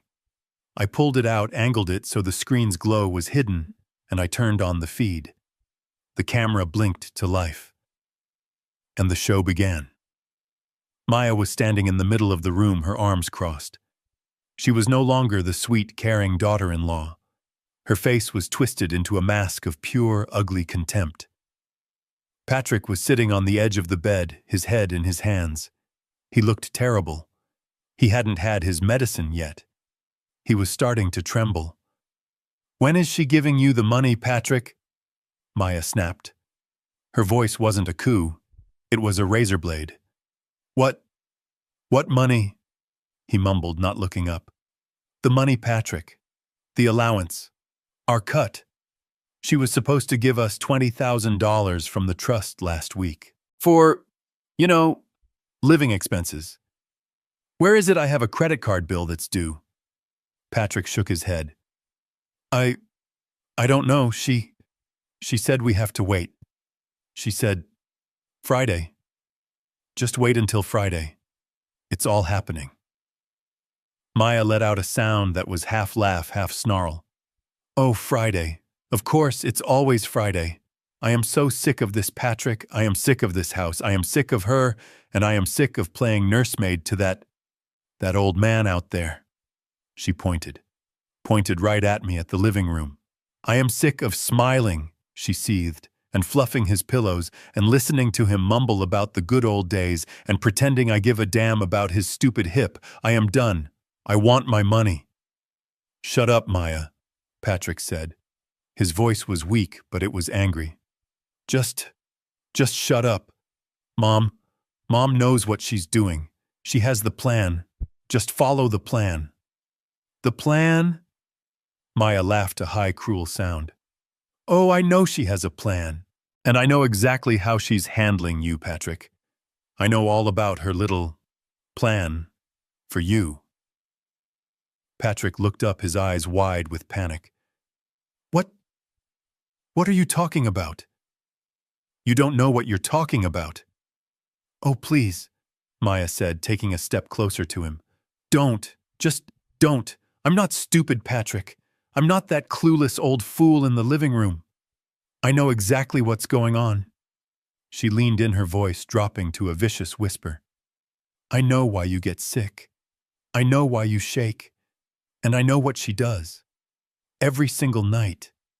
To make it all go away, I know she's controlling you with that trash. My heart stopped. My God. Maya knew. She knew about the drugs. I watched, frozen. Patrick's face crumpled. He was exposed. You're an addict, Patrick. Maya continued, her voice clinical cold. And your own mother, your sweet church-going mother, is your dealer. It's disgusting. It's pathetic. You told her, Patrick whispered, his voice breaking. You're working with her. I'm not working with her, Maya snapped. I'm managing her.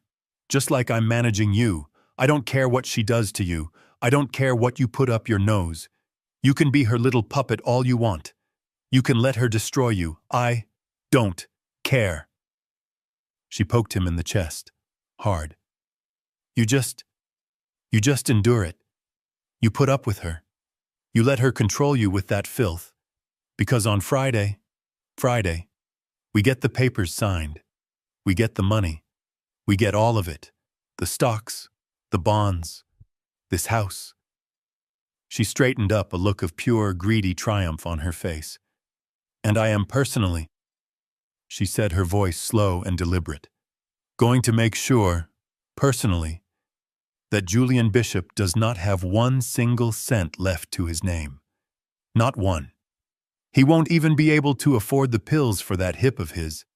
And then, she said, smiling, you and your mother can play your sick little games all you want. You can buy all the trash you need. And I will finally be free of this entire sick family. And I will be rich. She turned, her hair whipping around, and stormed out of the room, slamming the door behind her. I sat there, the iPad heavy in my lap. She knew. She knew about the drugs, and she didn't care. She wasn't a victim of Caroline's plot. She wasn't an innocent bystander. She was a partner. She was just as bad, if not worse. She was watching it happen, encouraging it, using it, all for the money. It wasn't just Caroline. It was all of them. A 3-headed snake living in my house, coiling around my bed, just waiting to strike. And I was the only one who could cut off its head. I had the how. I had the what. But I still didn't have the why. Why would Caroline, my wife of 45 years, do this? It wasn't just the money. This was evil. To poison her own son, to keep him sick, to use him as a tool to destroy me. It was the action of a sociopath, a monster. And I had been sleeping next to this monster for nearly half a century. I couldn't just rest. I couldn't just wait for Petrocelli. I had to know. I had to know the reason. I kept the iPad under my blanket. I kept the app open. I spent all of Sunday after Maya's outburst just watching. I watched the empty room. I watched Patrick pace. I watched him sleep. I was a ghost haunting my own house, Sunday night. I was exhausted, but the rage was a fuel. My hip was a distant throbbing drum, but the betrayal was a siren in my ears. I waited. 1 a.m. Nothing. The house was silent. 2 a.m. Nothing. The door to the den didn't open. Caroline didn't come down. My heart hammered. Had they changed the plan? Did she suspect? Did Petrocelli's visit scare her off? No. I heard movement from the den. I heard a thud. Then a low, animal-like groan. He was in there, and he was sick. She was making him wait. She was letting the sickness take hold, letting the desperation build. She was turning the screw.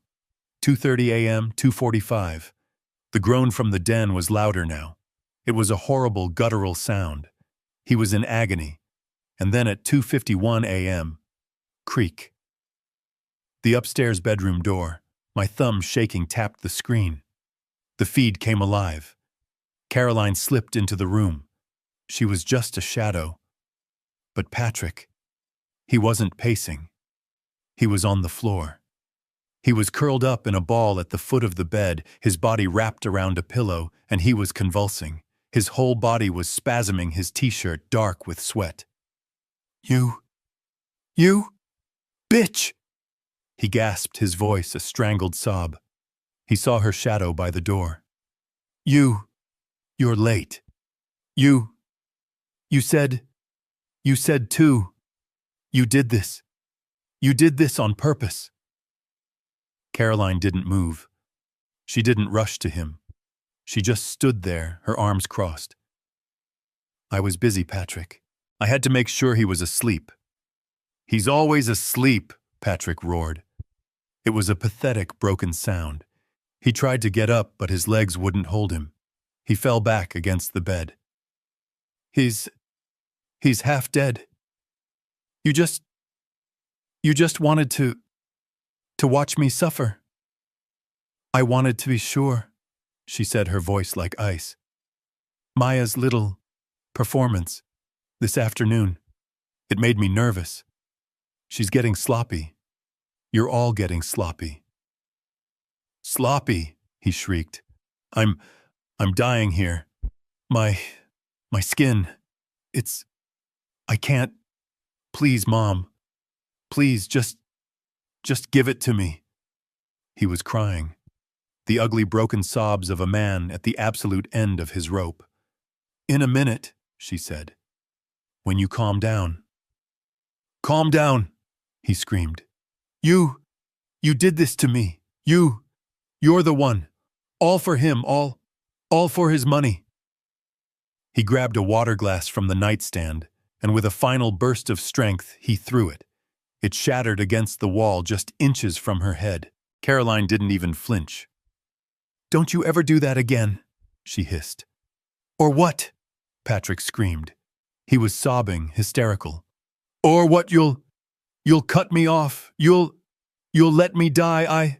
I hate you, and I hate him.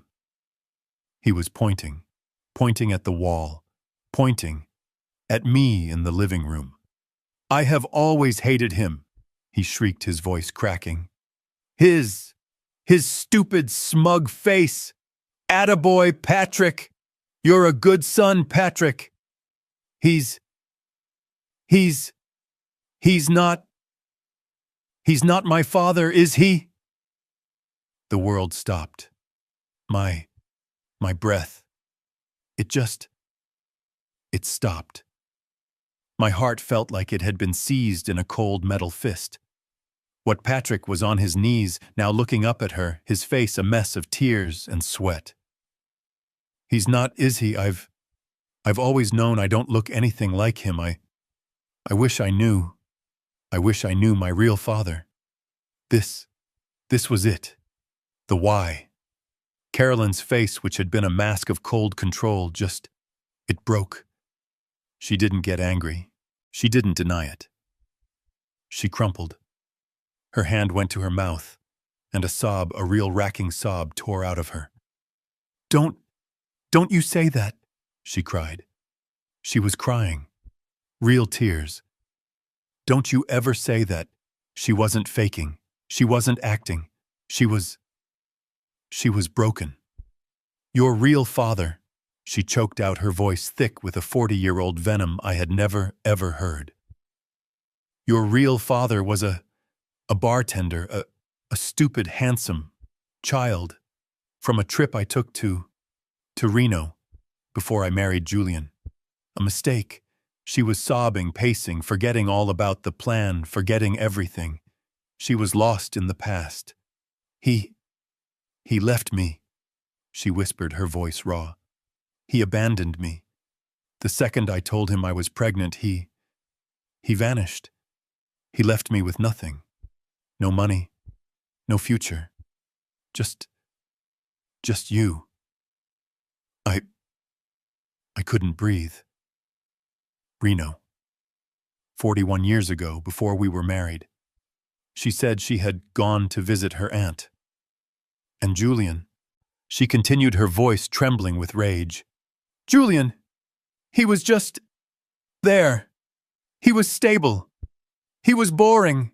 He was safe. He was so stupid and honorable. He never even questioned. He married me. He loved you. He raised you. He gave you everything. He gave you his name. And what did I get? She suddenly screamed, her voice rising to a terrible shriek. What did I get? I got 45 years of boredom, 45 years of being Mrs. Bishop, 45 years of pretending, of nothing, 45 years of watching him, your father, this boring, simple man, build an empire while I just waited. She was standing over Patrick now, her face twisted, tears streaming down her cheeks. He owes me, she screamed. He owes me. He owes me for every single boring dinner, for every night I had to pretend, for every single day I wasted being the perfect loving wife. He owes us this money, this $850K. That's just the interest, Patrick. That's the down payment on the life he stole from me. She grabbed his face, her fingers digging into his cheeks. I am doing this for you, Patrick. So we can finally have the life I deserved, the life he could never give me. I turned off the iPad. The screen went black. Patrick, my son, the boy I taught to ride a bike, the boy I took to his first baseball game, the man I was so proud of. He wasn't my son. He was the son of a bartender from Reno, my wife. She wasn't my wife. She was a stranger, a liar, a performer, a woman so filled with 45 years of silent, creeping hatred that she would poison her own child to get what she felt she was owed. My marriage, my family, my life. It was a lie. It was all a lie. I lay there in the dark, the iPad heavy on my chest. The pain in my hip was gone. I felt nothing. Just a cold, empty, echoing void. I had been the clueless old man for 45 years. I had been played. I had been the biggest, blindest fool on God's green earth. I stared at the ceiling. The rage was gone. The grief was gone. All that was left was the ice. I had heard enough. I had seen enough. I had all the evidence I needed. Friday. Friday was coming, and I was ready. Friday morning. I had been awake all night, but I kept my eyes closed, my breathing slow and ragged. I was in pain. I was confused. I was their perfect, helpless victim. At 8 a.m. on the dot, I heard them. The performance began. I heard the clink of silverware, the happy, hushed whispers from the kitchen. They weren't just hopeful. They were giddy. Today was their payday. Today, the clueless old man was going to sign away his life. He's awake, I see him stirring. Maya's voice, a high-pitched, sugary chirp. I let my eyelids flutter open. I squinted as if the morning light was too bright, as if I was struggling to surface from a deep, drugged fog. And there they were, the unholy trinity. Caroline was in the lead holding my breakfast tray. She was beaming her face, a perfect mask of wifely devotion. She looked radiant. It was disgusting. Good morning, my love, she cooed, setting the tray down on my lap table. We brought you a special breakfast. Scrambled eggs just how you like them, and some fresh orange juice. You need your strength today. Maya bounced in right behind her, her phone in her hand, probably already checking the balances on her credit cards. "Good morning, Julian," she sang like it was Christmas morning. "Today is the big day. I'm so excited I could just burst." And then I saw Patrick.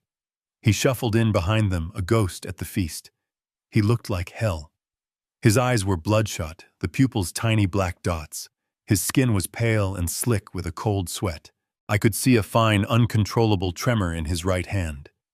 He was desperate. He was in the grips of withdrawal. His mother was holding his leash tight, and he needed his medicine. But he was trying. He was trying to smile. "Hey, Dad," he mumbled, his gaze fixed on the floor. You feeling okay?" "Oh, he's just fine, aren't you, dear?" Caroline said, brushing his comment aside. She didn't look at Patrick. She didn't acknowledge his pain. He was just a tool, and his job was almost done. She reached over and plumped my pillows, her hands cool on my neck. I had to use every ounce of my willpower not to recoil, not to grab her by the wrist. "We have such wonderful news," she said, her voice dropping to a conspiratorial, excited whisper. "Mr. Evans, our lawyer, he just called. All the paperwork is ready for the house, it's all here. We just need your signature, and it's all finished." The house," I mumbled, letting my voice crack. I put on my best confused expression. "Oh, that's wonderful. I'm so glad." "We told you we'd handle everything," Maya chirped, leaning in. "You won't have to think about a single thing ever again. We'll take care of all the boring financial stuff from now on. You just get to rest and heal and be proud." "Proud," I whispered. I looked at Patrick. "Yes, proud." He flinched. He looked away, his jaw tightening. He needed this to be over. He needed his fix. "All right," Caroline said, her voice all business disguised as efficiency. She pulled a neat blue folder from under the breakfast tray. "Here we are. It's nothing really, just the final bank forms." She opened the folder and spread the papers on top of my blanket. And there it was. The weapon. The key. "This," she said, tapping the top page, "is just the... what did he call it? The power of attorney form. It's just a standard authorization. It just gives Patrick the legal power to sign the closing documents for you, so you don't have to drag yourself all the way down to the bank. Isn't that thoughtful?" She clicked a pen, a simple blue ballpoint pen. She held it out to me. This was the moment, the culmination of 45 years of lies. The bartender from Reno, the stolen $850,000, the drugs, the clueless old man. It all came down to this. Me in this bed and that pen. They were all watching me. Caroline with her bright reptilian smile. Maya vibrating with so much greed I could almost smell it.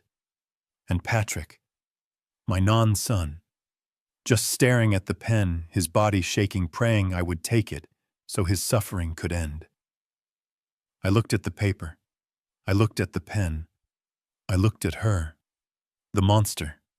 She was smiling, encouraging me. I let out a long, slow, pain-filled sigh. "Oh, honey," I mumbled, letting my hand tremble as I reached for the pen. I'm just so tired. My head is so foggy." "I know, dear," she whispered, her voice like poison. "I know. Just one little signature.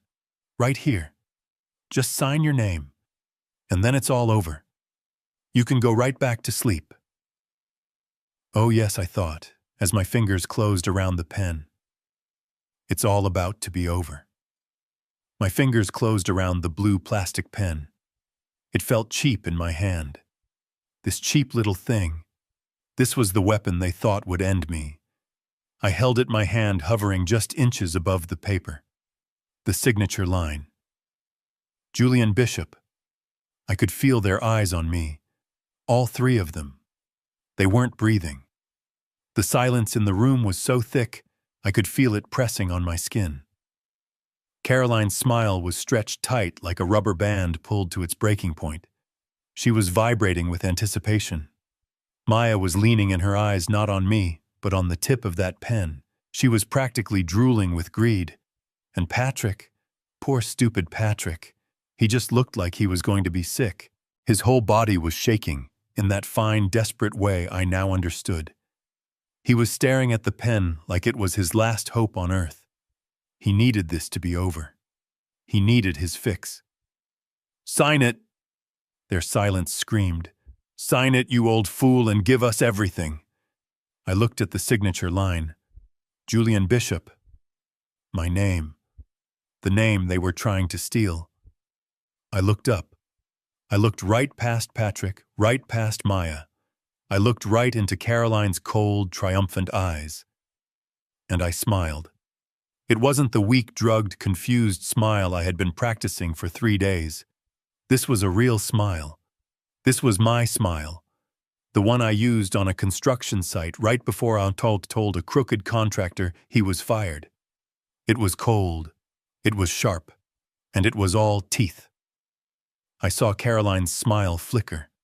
The bright fake sunshine in her eyes dimmed. It was replaced by a tiny flickering spark of confusion. "Julian," she said, her voice a little tighter. Her smile was still there, but it was frozen. "Dear, is something wrong? Just sign the paper. You're tired." "Oh, I'm going to sign," I said. My voice was different. It wasn't the weak, mumbled, confused voice she was used to. It wasn't slurred. It wasn't foggy.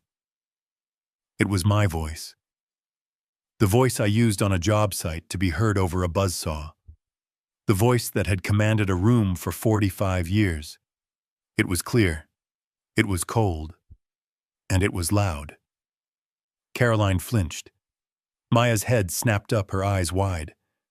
Patrick actually took a step back. "I'm going to sign," I said again. "But first, you've all been so entertaining this last week. You've worked so hard." I put the pen down nice and slow right next to the signature line. With my other hand, I moved the breakfast tray off my lap and onto the side table. I ignored Caroline's little gasp as the orange juice sloshed onto her precious blue folder. "Julian, what are you doing?" she snapped. The sweetness was gone. Her voice was a razor. Maya had her hands on her hips, her plastic smile replaced by an ugly sneer of impatience. "Julian, just sign the papers. Stop playing these stupid games." "Games," I said, and I laughed. It was a short, sharp, ugly sound, and it echoed in the silent room. "Oh, we're definitely playing a game, Maya, and you've all played your parts so well. Caroline, the devoted wife. Patrick, the loving, worried son.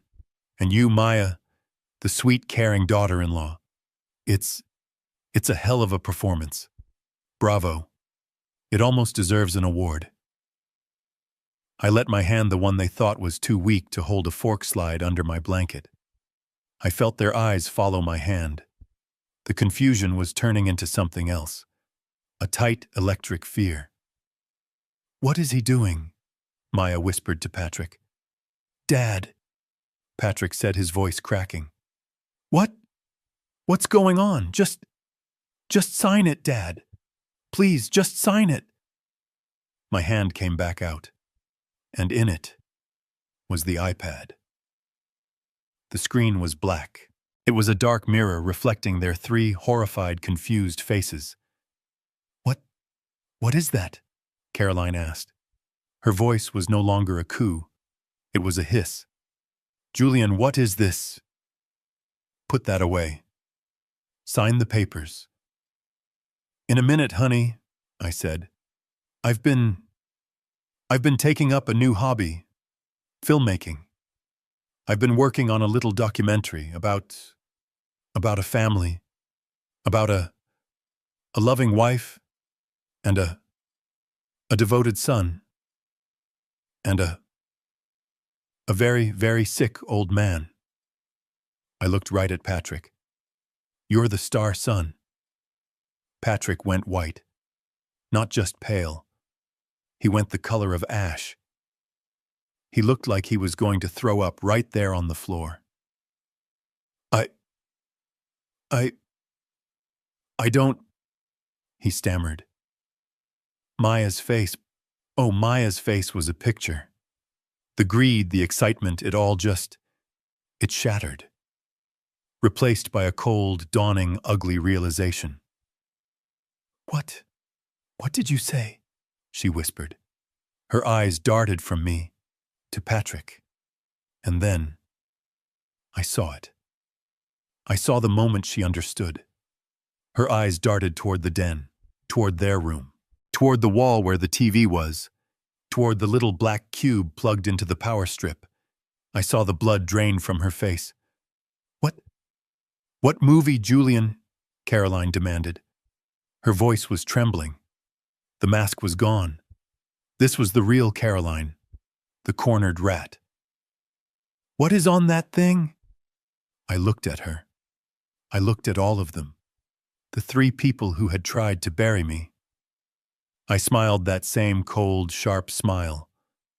I'm calling it the 2 a.m. meeting. I let the title hang in the air.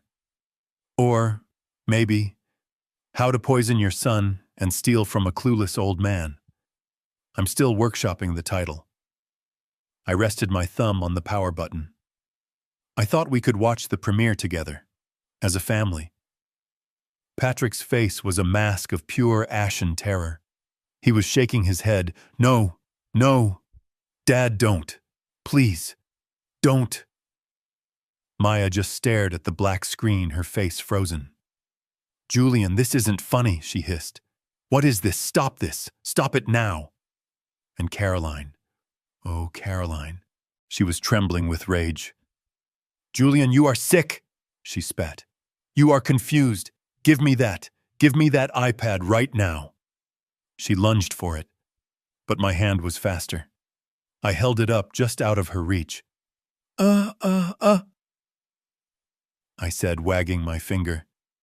You're going to want to see this. It's the opening scene. My favorite part. It really sets the tone for the whole picture. And with my thumb, my steady 70-year-old thumb, I pressed play. The screen lit up. The speakers on the iPad, cheap as they were suddenly loud in the silent room. The grainy green-black image of the den flickered to life. And with it, the sound. The sound of a man sobbing. The sound of Patrick on his hands and knees begging. Please, Mom, please, I need it. It's bad. I can't stand it, please. The room, it stopped. Time stopped. Maya's mouth, it just fell open. Her eyes wide with greed just a second ago were now wide with pure, unadulterated horror. She wasn't just shocked. She was implicated. She wasn't just watching a con. She was watching a crime. A crime she was part of. Patrick let out a sound. A high-pitched, strangled gasp. He staggered backward, slamming into the wall, his hands flying up to cover his own face. He was staring at the screen, at himself, at his own pathetic, broken image groveling on the floor. He was watching his own damnation. And Caroline. Her eyes were glued to the screen. She watched her own shadow, her own ghostly green image pull the little plastic baggie out of her nightgown. You know what you have to do to keep getting this, don't you? Her own voice, cold and reptilian, filled the living room. Friday, the papers, the old man. I saw her face. The mask didn't just crack, it disintegrated. The tray in her hands, the one with the fresh orange juice and the special breakfast, it tilted. And then it fell. It was the loudest sound I had ever heard, a deafening crash of ceramic glass and silver. Scrambled eggs and orange juice and hot coffee exploded across the hardwood floor. The blue folder with the power of attorney papers was splattered the ink on the signature line already starting to run. But Caroline didn't notice. She wasn't looking at the mess. She was just staring at me. Her face was white.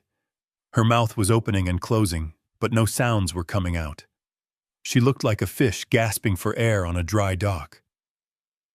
"Julian," she finally whispered. Her voice was a dry rattle. "Julian, you spied on me." "Spied," I said.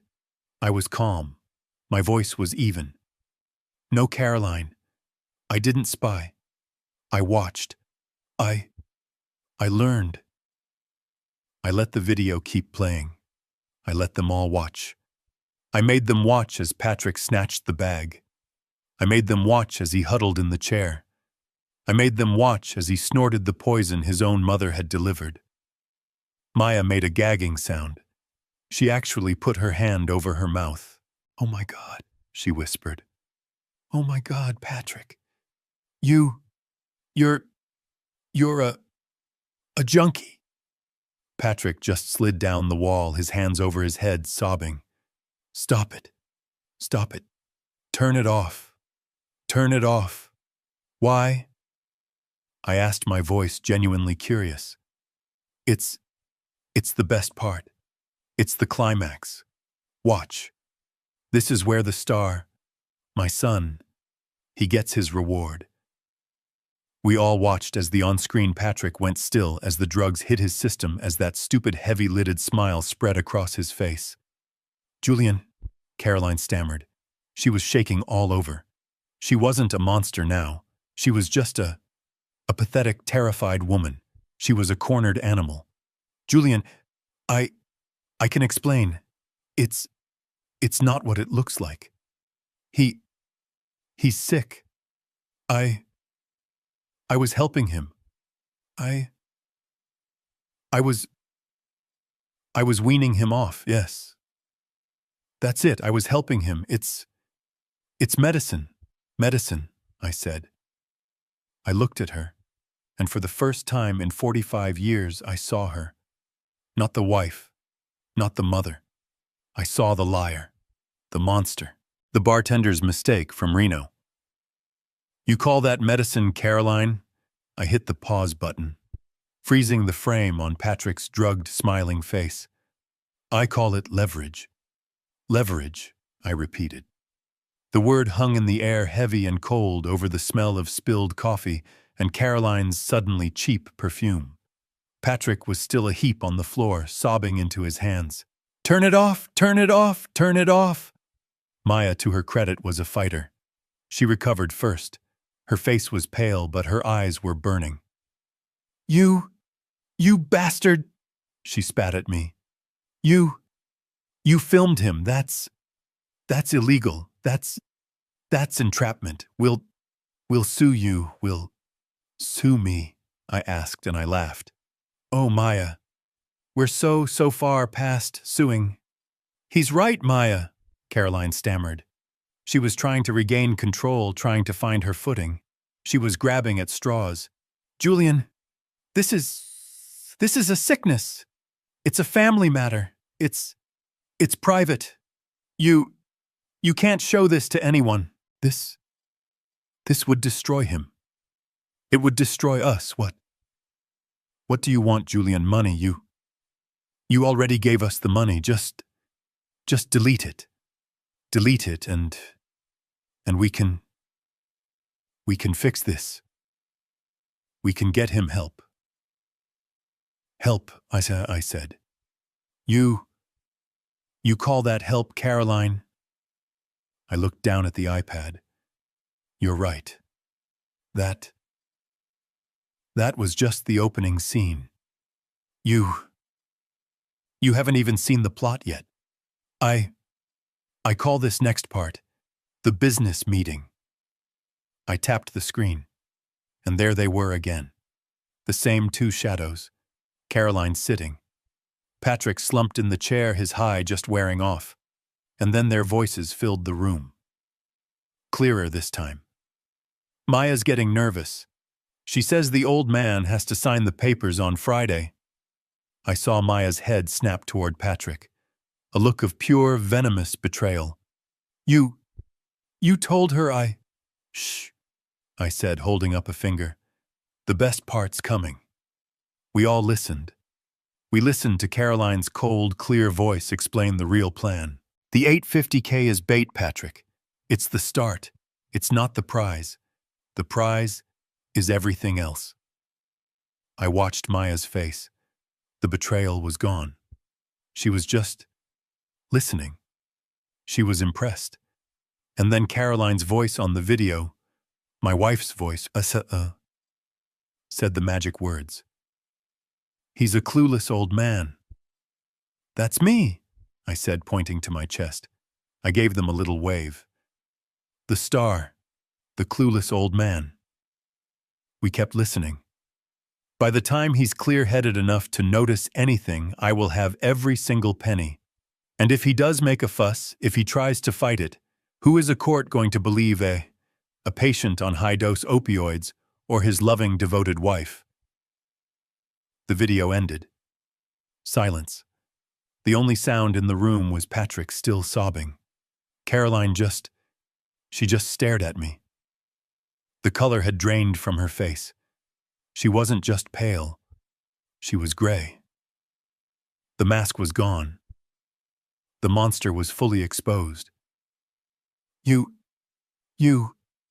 she stammered. Yes, I said. Me. The clueless old man. I looked at Maya. And by the way, just so you know, that $850,000, the bait, that was moved during my surgery while I was unconscious. The rest of my accounts, my brokerage, this house, they were all frozen by my lawyer Tony Petrocelli 48 hours ago. There's nothing left to take.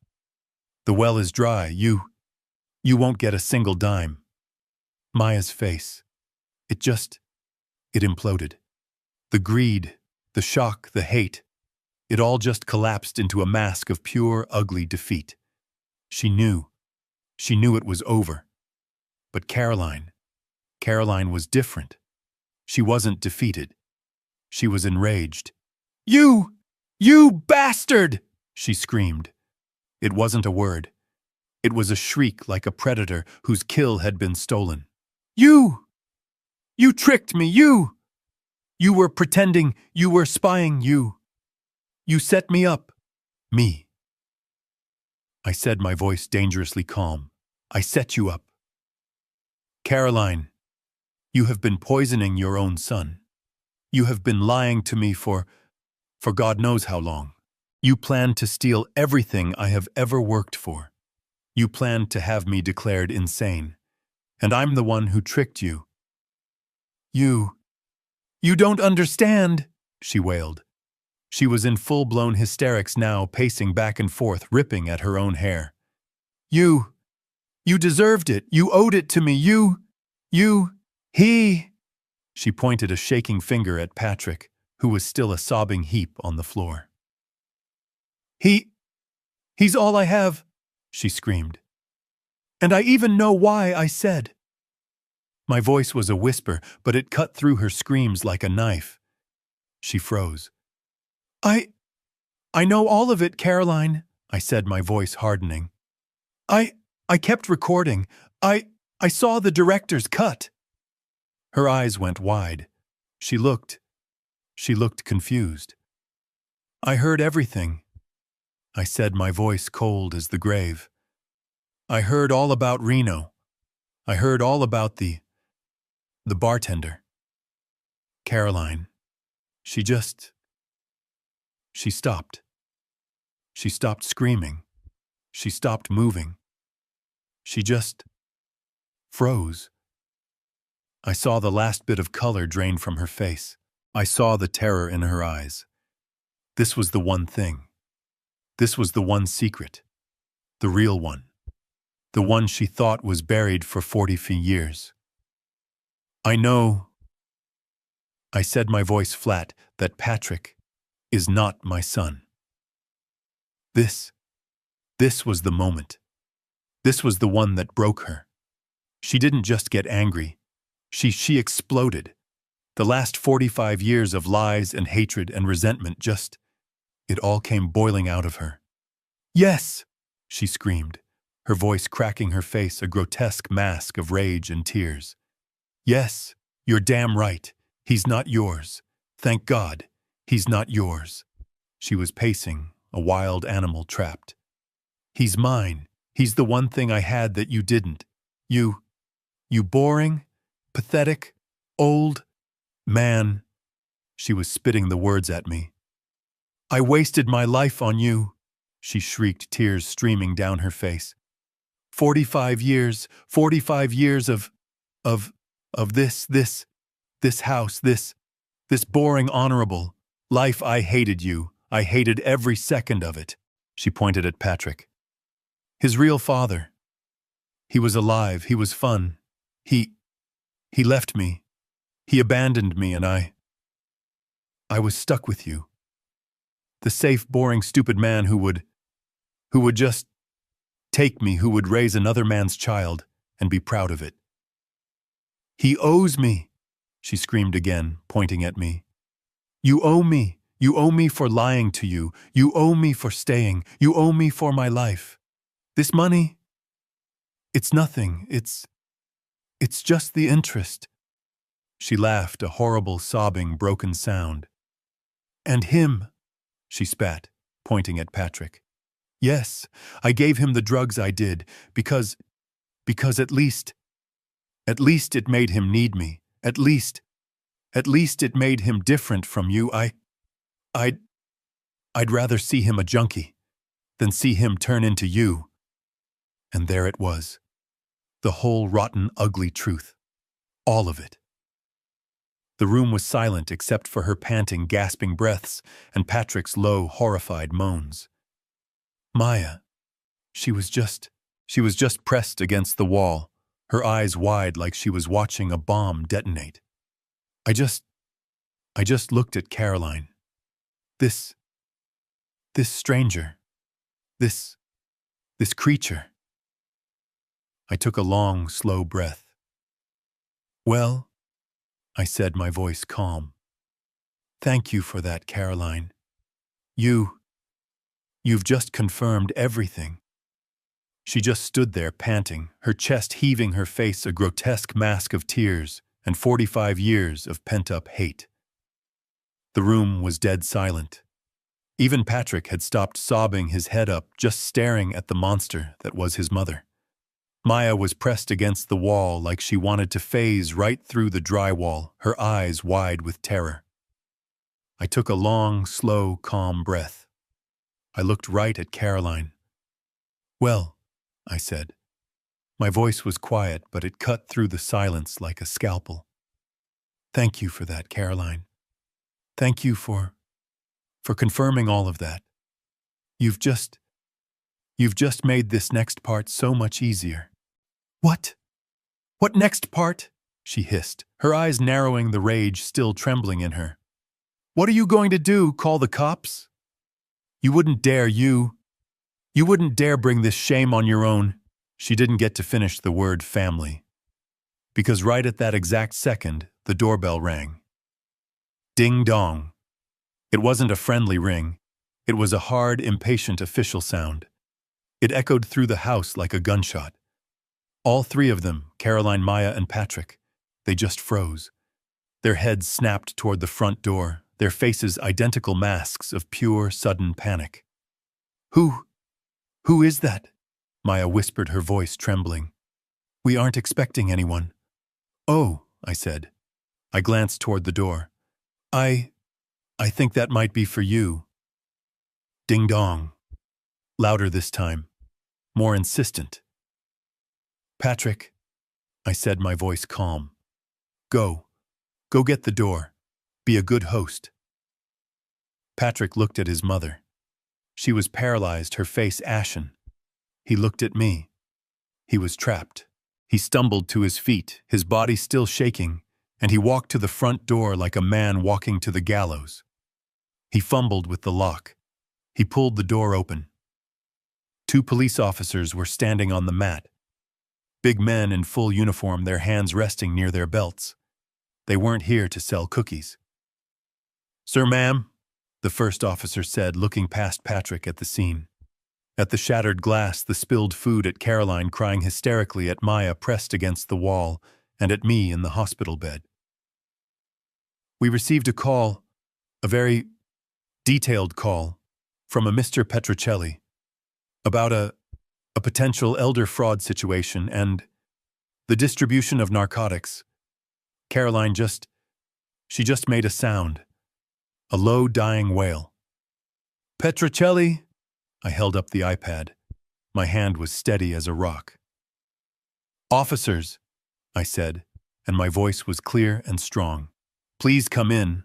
I'm Julian Bishop, and I believe this is what you're looking for." I held the iPad up, the screen still glowing. "I have video evidence, hours of it, of a conspiracy to defraud me of my entire estate, and a full confession." I pointed my finger steady right at the woman I had been married to for 45 years. And that woman, Caroline Bishop, she just confessed. She confessed to everything. She is the one who has been supplying her son with illegal narcotics. She's the dealer. She told me herself. It's all right here on the video. The healing. That was the hard part. The hip was easy, bones knit. Steel and titanium, they hold. The physical therapist pushed me and I pushed back. I was really walking in 6 weeks. But the other part, the healing of the mind, that took longer. Petrocelli, my lawyer, my friend, he handled everything. Caroline and Maya, they tried to fight. They tried to say the videos were illegal. They tried to say I was incompetent. But that full screaming confession, the one where Caroline admitted everything, that wasn't illegal. That was just the truth. It was a slam dunk. Caroline was charged with distribution of a controlled substance, a serious felony, and conspiracy to defraud. Patrick, as a cooperating witness against his mother, got a lesser charge, possession conspiracy. Maya was charged as an accomplice. They're all gone. Prison, rehab, lawyers. It's just noise now. It's over. The house. I sold it. I couldn't be in that living room. I couldn't walk up those stairs. It wasn't a home. It was a stage for a 45-year lie. I told the realtor to sell it, fast. I didn't even care about the price. And the money, the $850,000. The bait. Petrocelli, the bulldog that he is, he managed to claw it back. He froze the trust. He proved it was all founded on fraud, on coercion. It all came back to me. I had my money. I had my health. I was 70 years old, and I was completely alone. I could have bought a new house, a condo in Florida. I could have gone anywhere, but I didn't. I took that $850,000, the money that was supposed to be the seed of my destruction, and I gave it away. I started the Julian Bishop Foundation. It's a small place, a nonprofit. It's for parents of adult addicts, parents who are lost, parents who want to save their children, not use them, not destroy them. We provide resources. We provide support. We fund rehab beds for the kids who can't afford it. We hire lawyers to help parents get conservatorships, not to steal from their kids, but to save them. My whole life, I thought my legacy was my company. I thought it was my son. I was wrong. My legacy, it's this, and it's the phone call I took yesterday from a mother in Ohio who got her son into a clinic.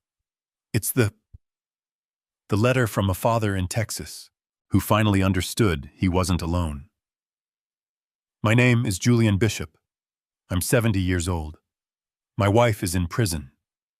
The man I thought was my son. I don't know where he is. And for the first time in my entire life, I feel like I'm truly alive. If you are watching this, if you have ever felt trapped, or small, or underestimated in your own home, I want you to know this. Setting boundaries doesn't make you cruel. It makes you wise. Saying no doesn't make you unloving. It makes you healthy. And forcing the people you love to face the consequences of their actions is not revenge. It is the hardest, most painful, and most honest form of love there is. I learned that the hard way, so you don't have to. Thank you for listening to my story. If it resonated with you, if you have ever had to stand up for yourself against the people who were supposed to protect you, please, let me know in the comments below. Hit that like button and subscribe to this channel so you don't miss another story. Tell me, what would you have done in my place, and where in the world are you watching from? Your support means everything. I read every comment. Thank you.